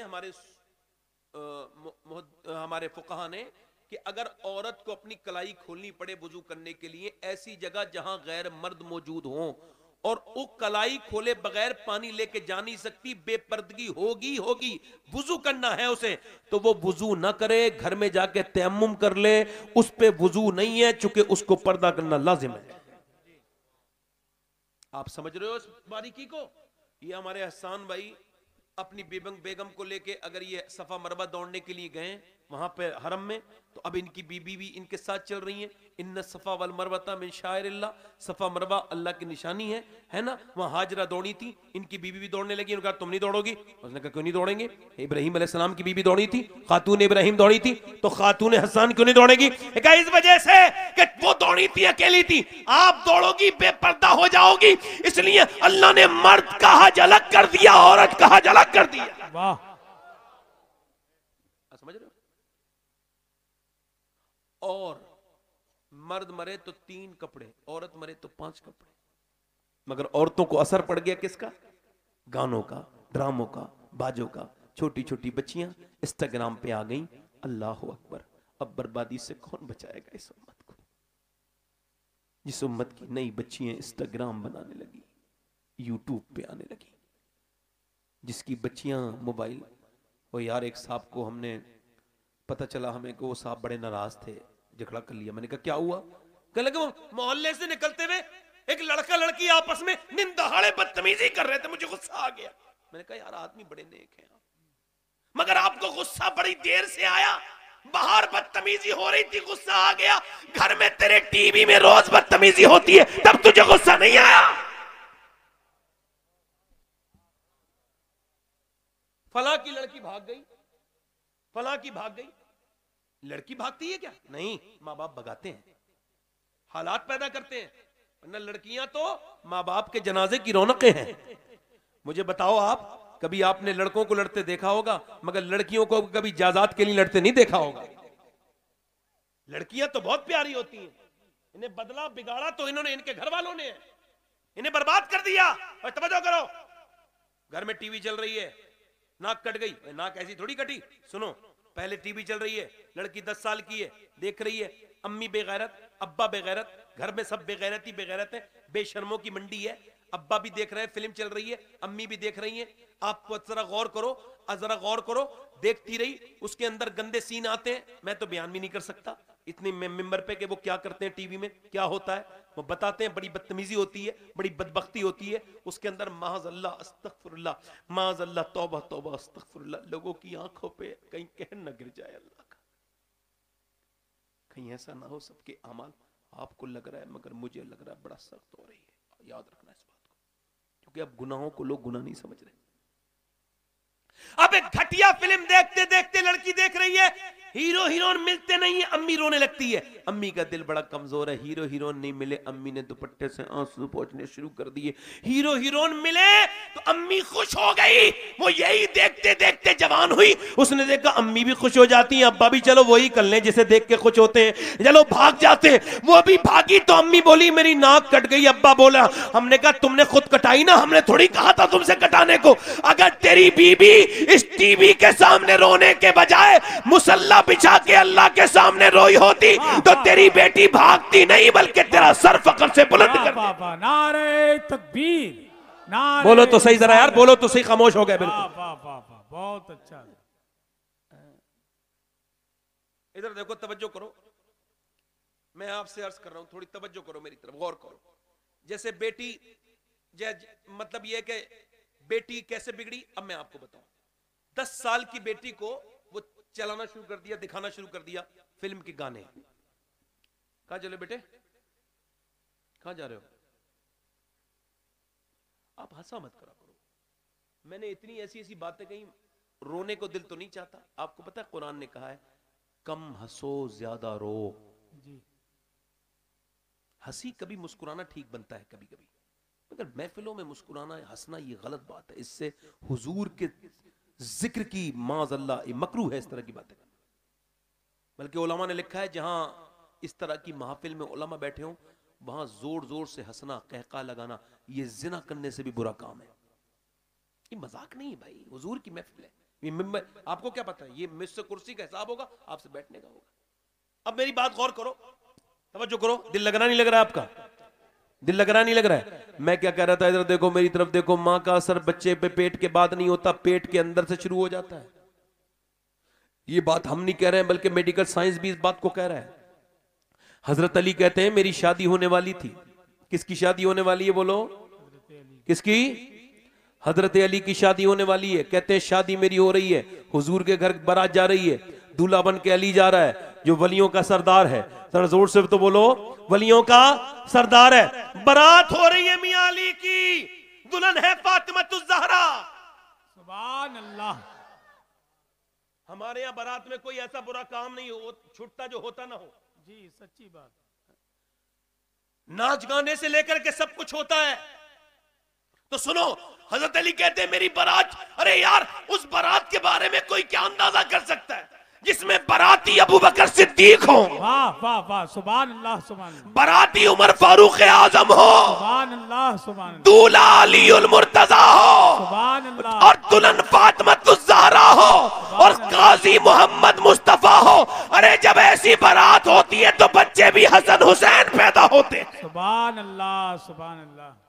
पहले शादी करते थे लोग देते थे नानी तक देखना भैया, नानी तक देखते थे नहीं देखते थे, ये वो बहुत पुरानी बात नहीं है भाई। नानी नेक होगी तो फिर नवासी भी नेक होगी, नानी नेक होगी तो नवासी भी नेक होगी। नानी तक देखना मतलब ये कि नानी तक देखना। अब जरा गौर करो, अब तो कोई नानी नहीं देखता, मतलब नानी नेक होती है तो नवासी नेक होती है, नवासी नेक घर में आई तो बरकत हो जाएगी। और इस्लाम भी ये कहता है कि नानी जरूर देखो, चूंकि इस्लाम ने पहले नानी दिखाई है।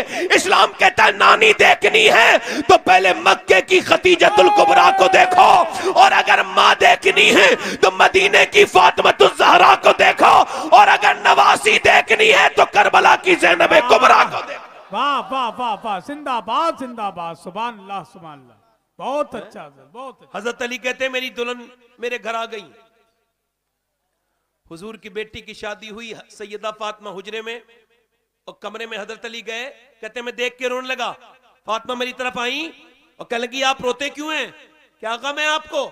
तो मैंने कहा फातिमा किसी भी गरीब की लड़की की शादी हो दिल में उसकी हसरत होती है, दुल्हन बने तो जोड़ी कपड़े नए हों, उसको सिंगार का भी शौक होता है, मगर मैं देख रहा हूं आपके चेहरे पे कोई शिकन भी नहीं है।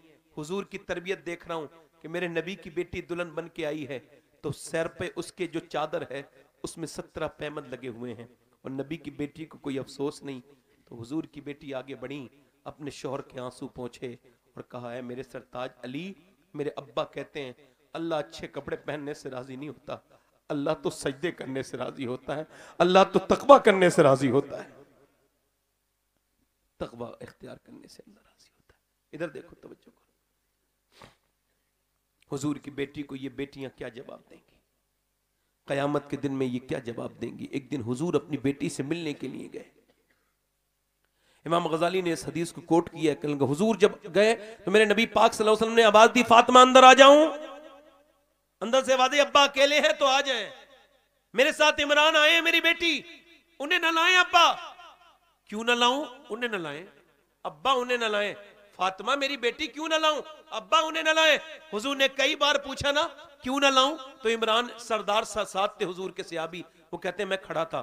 हुजूर ने पूछा क्यों न लाऊं, तो अंदर से आवाज आई, अब्बा मेरे प्यारे अब्बा, आपकी बेटी फातिमा के पास इतने कपड़े नहीं है वो किसी दूसरे मर्द से पर्दा कर सके।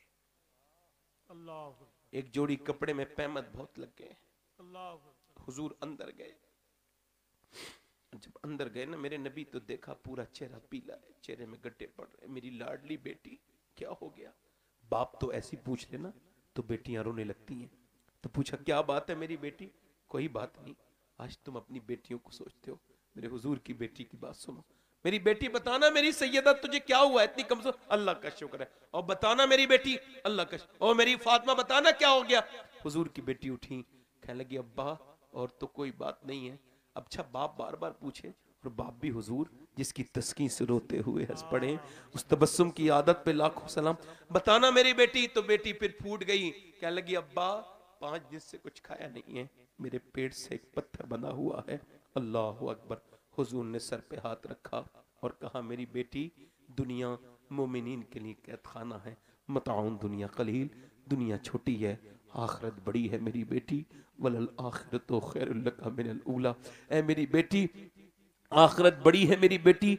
अगर मेरी बेटी तूने आज 5 दिन से कुछ नहीं खाया है तो तेरे बाप के पेट से 2 पत्थर बंध रहे। मैंने आज 9 दिन से कुछ नहीं खाया। मेरे हुजूर के जब पत्थर बनते थे, आपको बताऊं, आपको क्या पता वो कौन हस्ती थी मदीने में। जब सारी दुनिया सर्दियों की रातों में सो जाती थी तो मेरा पैगंबर खड़े होते थे और उम्मत के लिए दुआ करते थे, या अल्लाह मेरी उम्मत को बख्श दे। मैं इतना नमाज पढ़ते थे, पैरों में वरम आ जाता था, वरम। अल्लाह फरमाता था महबूब पूरी रात न खड़े हुआ कर मेरे महबूब, आधी रात आराम कर लिया कर मेरे महबूब, आराम कर लिया कर। अल्लाह अकबर। अम्मा आयशा फरमाती हैं हुजूर के पेट पे पत्थर बनता था तो क्या दुआ करना चाहिए? ऐसे हाथ उठा के, या अल्लाह खाना दे दे, नहीं नहीं ये दुआ नहीं की। पेट पे पत्थर बंधे तो दोनों हाथ उठा के दुआ करते थे, ऐ अल्लाह मेरी उम्मत कभी भूखी ना मरे। यानी आप कभी कभी सोचा करो, आप भी हुजूर की दुआओं में हो, अकेले नहीं हो। कभी इसी गांव में बैठ के हुजूर से मोहब्बत करके देखो, नबी पर दुरूद पढ़ के देखो, तुम्हारे दिल में मेरे नबी का करम उतरेगा। देखो दोस्तों, मेरे भाइयों, कोई माँ इतना प्यार अपने बच्चे से नहीं कर सकती जितना हुजूर अपनी उम्मती से प्यार करते हैं। मैं आपसे अपनी बहनों से अर्ज कर रहा हूं, कयामत का दिन होगा, क्या जवाब देंगी जिन्होंने सजदे नहीं किए अल्लाह की बारगाह में? हुजूर की बेटी दुनिया से जा रही हैं, सैयदा फातिमा दुनिया से जा रही हैं, और उम्र 25-26 साल है, बस 25-26 इसके आसपास, बस इतनी उम्र है, बाइख्तिलाफ जवान है। बेटा हसन है, बेटा हुसैन है, बेटी जैनब है, शोहर अली है, जिंदगी में क्या कमी है बोलो? मगर सुनो, अब्बा के विसाल के बाद सैयदा 6 महीने मुस्कुराई नहीं। कितने महीने बोलो? और हुजूर की बेटी का इंतकाल क्यों हुआ? मेरे नबी फरमाते हैं जिसने मेरी बेटी फातिमा से मोहब्बत की अल्लाह उसको जन्नत अता करेगा। जरा जोर से बोलो, जन्नत अता करेगा। जोर से बोलो यार, दिल लगा के बोलो। याद रखो, नबी की बेटी राजी हो गई, खुदा राजी हो जाए। मैं क्या बात कर रहा हूं आपसे? हुजूर की बेटी को कोई गम नहीं था मेरी बहनों, बस अपने अब्बा से प्यार इतना था कि 6 महीने तक मुस्कुराई नहीं। हजरत अली से कहती थी आपके दिल ने गवारा कैसे कर लिया, मेरे अब्बा को आप मिट्टी में छुपाए, कैसे गवारा कर लिया?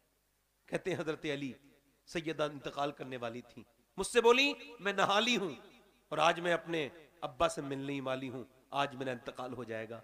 कहा फातिमा कैसे? कहा मैंने देखा अब्बा कुछ ख्वाब में ढूंढ रहे थे। मैंने पूछा अब्बा क्या ढूंढते हैं?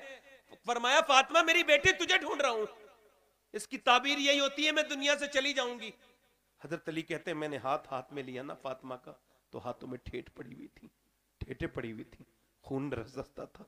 क्यों? नबी की बेटी दिन भर चक्की जो चलाती थी, कुएं से पानी जो भर के लाती थी। इमाम हसन कहते हैं मैंने अपने घर में 17 दिन चूल्हे जलते ना देखा, मेरे घर में 17 दिन के फाके देखे, मगर मैंने अपनी माँ को पूरी रात अल्लाह के सामने रोते हुए देखा। मेरी माँ कहती थी ऐ अल्लाह कोई ऐसी रात तो बना दे कि फातिमा का सजदा पूरा हो जाए। एक सजदे में रात हो जाती है, जरा गौर तो करो, पूरी जरा तवज्जो तो करो। आज दुनिया से जा रही हैं, हजरत अली से कहने लगी दूसरी शादी आप कर लेना, मगर मेरे बच्चे हसन हुसैन का ख्याल रखना। और आपसे आखिरी बातें ये कर रही हूँ। आप रोने लगी सैयदा फातिमा, क्यों रोती है नबी की बेटी का? और कोई गम नहीं है। मैं सोच रही जीते जीत पर्दा किया, लोग जब जनाजा लेके चलते हैं मैयत हिलती है तो बेपर्दगी हो जाती है। मैं सोच रही हूँ जब मेरा जनाजा निकले और जब लोग कांदा बदले तो किसी को यह खबर ना हो जाए कि फातिमा, मोहम्मद की बेटी फातिमा कितनी मोटी है, कितनी पतली है। आज किसे सुनाऊं ये बातें? कौन सुनेगा ये बातें? कौन बेटी किसे बताऊं? जिसके जिस्म पे टाइट लिबास है उसे कैसे बताऊं अपनी बेटी को कि तेरे नबी की बेटी ने तो कहा था कि जब मेरा जनाजा निकले तब भी मेरी मैयत की बेपर्दगी ना हो जाए। मेरा इमाम कहता है जिसका आंचल न देखा मोहम्मद उस रिदाए नजाहत पे लाखों सलाम। सैयदा ज़हरा तैयबा ताहिरा जाने अहमद की राहत पे लाखों सलाम। आबे तथीर से जिसमें पौधे जमे उस रियाज नजाबत पे लाखों सलाम। खून खैरुल रसूल से है जिसका खमीर उसकी बेलौस तीनत पे लाखों सलाम। मेरी बहनों, मेरी बेटियों, मौत करीब करीब आ रही है। आओ अपने रब के सामने सजदे करके अपने रब को मना लो। बस आखिरी मेरी बातें हैं। याद रखो मैंने अपने हाथों से कितने अजीजों को दफन कर दिया। याद रखो मौत किसी को नहीं छोड़ेगी, ना अमीर को छोड़े, ना गरीब को छोड़े, ना शहंशाह को छोड़े, ना फकीर को छोड़े, ना आलिम को छोड़े, ना जाहिल को छोड़े, ना पीर को छोड़े, ना मुरीद को छोड़े। मौत सबके पास आएगी, सबको मौत आकर के रहेगी। मौत की तैयारी कर लो। याद रखो मौत करीब है, अपने रब से तौबा कर लो। यह बड़ा सख्त दौर है मेरे दोस्तों।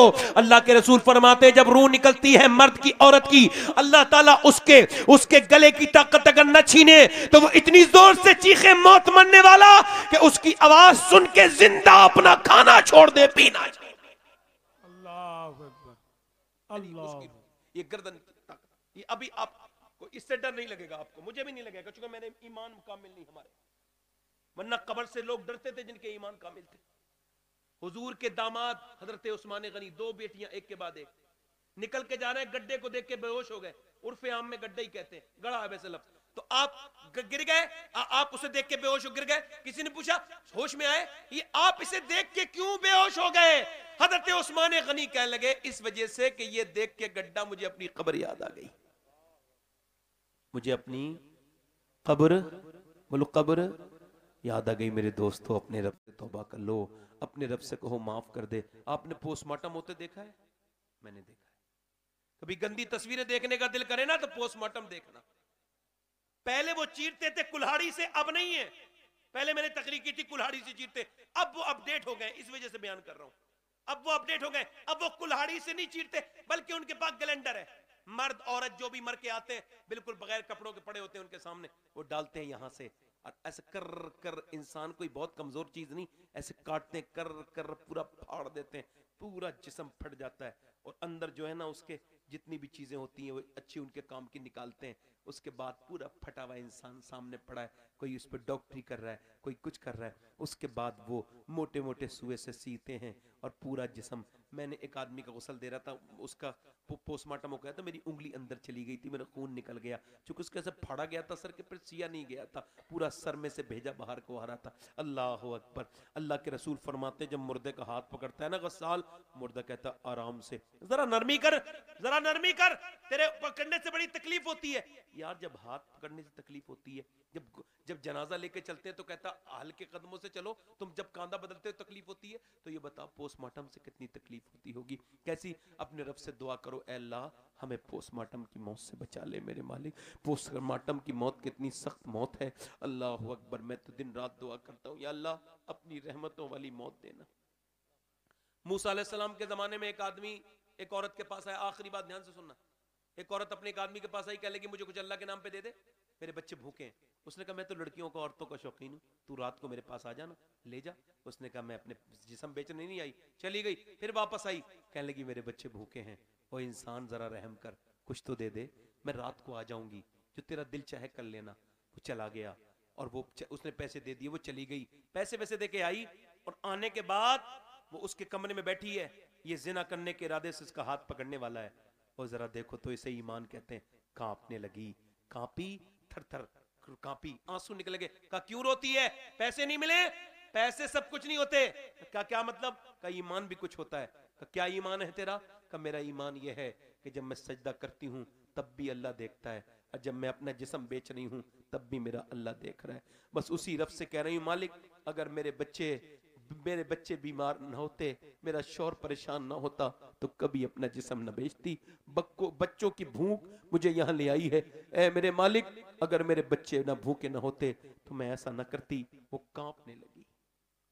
मुल्ला रूम ने लिखा है एक आदमी ने, सुनार की दुकान थी उसकी, तो उसने एक लड़का गोद ले लिया, औलाद नहीं थी, गोद लिया, लड़का पाला। एक दिन वो अपने घर आया, उसकी बीबी बोली दरवाजा बाद में खोलूंगी, पहले बता कौन सा गुनाह किया है तूने? कोई गुनाह नहीं। ओ बता क्या गुनाह किया है तूने? नहीं बोला। सही बता। तो कहने लगा आज एक गुनाह ये हुआ, एक औरत को चूड़ी पहना रहा था ना तो उसका हाथ अच्छा लग गया, उसका हाथ पकड़ लिया था, बस फिर अल्लाह की याद ही छोड़ दिया। कहा तो सुन, तेरा ये जो लड़का तूने पाला है ना, ये जो तेरा बेटा है, पाला तूने जिसे है, ये पालक जो तेरा बेटा है, इसने आज मेरा गलत तरीके से हाथ पकड़ लिया था। हाँ, तूने उधर हाथ पकड़ा, इधर तेरे घर में हाथ पकड़ गया। अल्लाह अकबर। वो कहता है कि मैं तौबा करने लगा, अल्लाह मुझे माफ कर दे, मेरी बेटियों की, मेरी बीबी की हिफाजत फरमा ले। तुम क्या समझते हो? क्या समझे दोस्त मेरे? तू ढीठ हो गया, लंबी लंबी टेलीफोनों पे लड़कियों से बातें करता है, 3-3 4-4 लड़कियों से बात करता है, तू चैटिंग करता है और तेरे गंद भर गई मेरे दोस्त तेरे सीने। एक सियाबी हुजूर की बारगाह में आया, सारे गुनाह छूट गए, जिना नहीं छूट रहा हुजूर, जिना की इजाजत दे। सिहाबा जलाल में आगे जिना की इजाजत मांगने आए। नबी आगे बढ़े, पर मैं आप बात ना करो, मैं बात करूंगा। हुजूर ने अपने मखसूस लबो लहजे में बात की जो सिर्फ अल्लाह ने हुजूर को ही बख्शा है। तेरे आगे यूं हैं दबे लचे फुसहा अरब के बड़े बड़े। हुजूर ने फरमाया तुम क्या कह रहे हो जिना की बात, अगर ये फेले बद कोई तुम्हारी माँ के साथ करे बर्दाश्त करोगे नहीं, बेटी के साथ करे बर्दाश्त करोगे नहीं, बहन के साथ करे बर्दाश्त करोगे नहीं। फरमाया अगर तुम मुसलमान हो तो जो अपने लिए पसंद करते हो वो दूसरों के लिए भी पसंद करो। और सुनो मेरी बात, गौर करो। वो औरत रोने लगी, कांप लगी, कह लगी मेरे रब मुझे माफ कर दे। ऐसी नेक थी, ऐसी फूट के रोई, ऐसी फूट के रोई, ऐसी फूट के रोई, ऐ मेरे मालिक मुझे माफ कर दे, मैं आज जिस्म बेच रही हूं बच्चों की वजह से। ऐसी रोई कि उसका दिल धुल गया। बोला मैं तुझे अपनी बहन बना रहा हूं, ये पैसे ले, तूने मेरी आंख खोल दी, जा चली जा। वो तो चली गई। इस सजदे में गिर के बोला मालिक एक दिन आई थी, आज तक नहीं लगाया, और मैंने तो कितनी लड़कियों की इज्जतें लूटी हैं, मुझे माफ कर दे। अगर मेरे जैसा गुनहगार कोई नहीं है तो तेरे जैसा बख्शने वाला भी कोई नहीं है। अगर मेरे गुनाहों की कोई हद नहीं तो तेरे रहम की भी कोई हद नहीं है। ए बेपनाह ताकतों वाले बख्श दे। रो के सो गया। सुबह को दरवाजे पे दस्तक हुई, दरवाजा खोला, खूबसूरत शख्स खड़े थे। कहने लगे आप कौन? कहा पहले तुम अपना नाम बताओ। कहने लगा मेरा नाम तो ये है।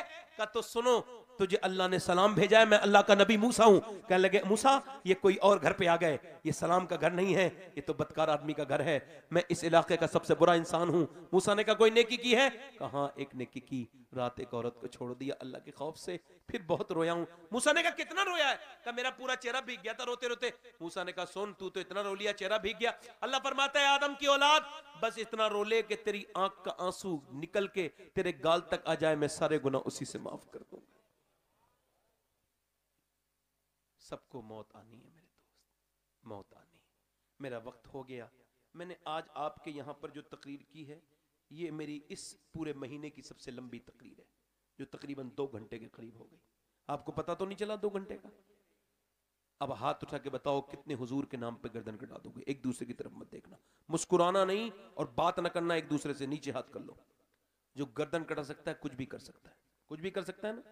एक दूसरे की तरफ ना देखना, मुस्कुराना नहीं। और बताओ कितने लोग ऐसे हैं जो गर्दन भी कटा देंगे और आज से नबी के नाम पे पूरी दाढ़ी भी रखा लेंगे। इस महफिल में खड़े हो जाएं वो लोग जो पूरी दाढ़ी रखाएं, वो नौजवान इस महफिल में खड़े हो जाएं। जिनके दाढ़ी ना हो वो दाढ़ी रखाएं, खड़े हो जाओ, खड़े हो जाओ। जो दाढ़ी रखाएं वो लड़के खड़े हो जाएं, सिर्फ दाढ़ी रखाने वाले।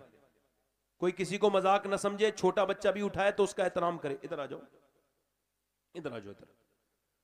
ये सूफी अनवारुल हक साहब क़िबला तशरीफ रखते हैं, हुजूर मुफ्ती आजम इनके खलीफा है। अब आ गया ये, आप आइए। हर नबी के दाढ़ी, हर वली के दाढ़ी, दाढ़ी रखाना वाजिब है। कोई और नौजवान है एक दूसरे की तरफ ना देखना मेरे दोस्त। जब कब्र में सब छोड़ के आएंगे ना तो सिर्फ कोई रिश्तेदार नहीं, वहां सिर्फ मदीने के ताजदार आएंगे। जोर से बोलो। कब्र की अंधेरी में कोई और आशिक रसूल है इस महफिल रसूल में? 100 शहीदों का सवाब है एक दाढ़ी पर। दाढ़ी मुंडाना हराम है, दाढ़ी शार इस्लाम है, इस्लाम की पहचान है कोई आशिक रसूल और? 1 2 3 4 5 6 7 8 9 10 हो गए, 10 बच्चे हो गए। कोई 11वां आशिक रसूल है इस महफिल रसूल में आगे पीछे से जो अपने नबी की सुन्नत पर अमल करे? कोई है मेरा दोस्त? जो लोग समझते हैं दाढ़ी रखाने वाले की शादी नहीं होती, ऐसा नहीं है। जिसे अच्छी लड़की से शादी करनी है वो दाढ़ी पहले रखा ले शादी से पहले, क्योंकि कोई बेहुदा औरत बेहया तो दाढ़ी वाले से शादी कर नहीं सकती। दाढ़ी वाले से वही शादी करेगी जिसके दिल में हुजूर की मोहब्बत होगी, अच्छी बेटी बीवी मिलेगी। कोई और आशिक रसूल है इस महफिल में? कोई दीवाना है, कोई बुजुर्ग हमारा जो आज तक दाढ़ी मुंडाता हो आज रखाए? उठ बांध कमर क्या डरता है, फिर देख खुदा क्या करता है। उठ तो मेरे दोस्त, नबी के नाम पर इस दौर में एक दाढ़ी में 100 शहीदों का सवाब है जी, सुभान अल्लाह। कोई और आशिक रसूल है नौजवानों? जवानी की दाढ़ी बड़ी खूबसूरत होती है, होती नहीं होती? बोलो। यहाँ आओ भाई, आओ, आप यहाँ आओ, इधर उधर मुंह करके खड़े हो जाओ। ये बताओ ये चेहरा कितना खूबसूरत लग रहा है जिसपे नबी की सुन्नत है? बोलो अच्छा लग रहा है नहीं लग रहा है? सुभान अल्लाह। बैठ जाओ भाई। खूबसूरत वही होता है जिसे अल्लाह पसंद करे, और अल्लाह ने अपने हबीब को, सुभान अल्लाह, जोर से तो बोलो, वो कमाल हुस्न हुजूर है कि गुमान नक्श जहां नहीं। माशाअल्लाह। ये माशाअल्लाह काफी हो गए, नौजवान काफी खड़े हुए हैं, कुछ माशाअल्लाह लड़के। और मैं तो चाह रहा था कुछ जो उम्र दराज लोग हैं अब तक मुंडवा रहे हैं या कटवा रहे हैं। दाढ़ी मुंडाना कटाना एक ही बराबर है। दाढ़ी एक मुश्त, ये जरूरी है, वाजिब है। समझ आ रही है आपके? इससे कम हराम है। कोई और आशिक रसूल है इस महफिल रसूल में? कोई और आशिक रसूल है दीवाना गौसुल आजम का? कोई और है दाढ़ी रखाने वाला? कोई है पीछे से आगे से? हुजूर के लिए बात कर रहा था। वैसे मैं कई बार कहता हूं, क्यों? क्योंकि मुझे इसमें बेइज्जती का एहसास नहीं होता। मुझे पता है कि अगर मेरे कहने पर एक दाढ़ी भी लग गई और वो कबूल हो गई तो अल्लाह जरूर मेरी मगफिरत कर देगा उसकी वजह से। अल्लाह बड़ा मेहरबान है। बोलो है कि नहीं? कोई और आशिक रसूल है महफिल रसूल में? कोई दीवाना और? चलो ठीक है, आप लोग हाथ उठाओ, मेरे साथ वादा करो। इंशाअल्लाह वादा करते हैं, आज के बाद न कभी दाढ़ी कटेगी न मुड़ेगी इंशाअल्लाह, चाहे कोई कुछ कहे ना। उलमा को बैठ जाए, यहीं पे बैठ जाए, जहां बैठे खड़े हो जाए, बैठ। अच्छा, हुजूर की आंखों की ठंडक क्या है? बोलो कयामत के दिन जो नमाज नहीं पढ़ेगा फिरौन के साथ खड़ा होगा, नमरूद के साथ खड़ा होगा। जिसने एक वक्त की नमाज छोड़ी उसने दीन को ढा दिया, उसने दीन को अपनी पीठ के पीछे छोड़ दिया। गौसुल आजम के नजदीक तो वो मुसलमान ही नहीं जो एक वक्त की नमाज छोड़ देगा।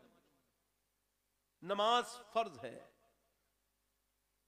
और एक वक्त की एक औरत हुजूर की बारगाह में आई, कहने लगी मैंने जिना किया था। क्या किया था? बोलो, सुनो, क्या किया था?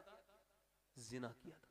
बच्चा जो था उसे मार दिया पैदा होने के बाद, और उसे डाल दिया मैंने सिरके के मर्तबान में। अब मुझे होश आया, तौबा करने आई हूं। तो हुजूर ने फरमाया कि तुझे मारने के बदले में मारा जाएगा, मगर तू जितने डर के आई ना, डर रही थी, घबरा, मुझे ऐसा लगा कि जैसे तू नमाज असर की छोड़ के आ गई है।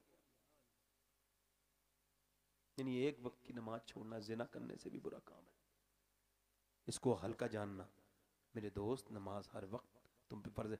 तो जरा हुजूर की आंखों की ठंडक है, आज से नमाज की पाबंदी जिसके जी में आए वो जरा दोनों हाथ उठा के इरादा करे, नमाज पढ़ेंगे इंशाल्लाह, दोनों हाथ उठा के नमाज पढ़ेंगे इंशाल्लाह, अपनी बहन बेटी को पर्दा कराएंगे इंशाल्लाह, मसल के आला हदत पे सख्ती से कायम रहेंगे इंशाल्लाह।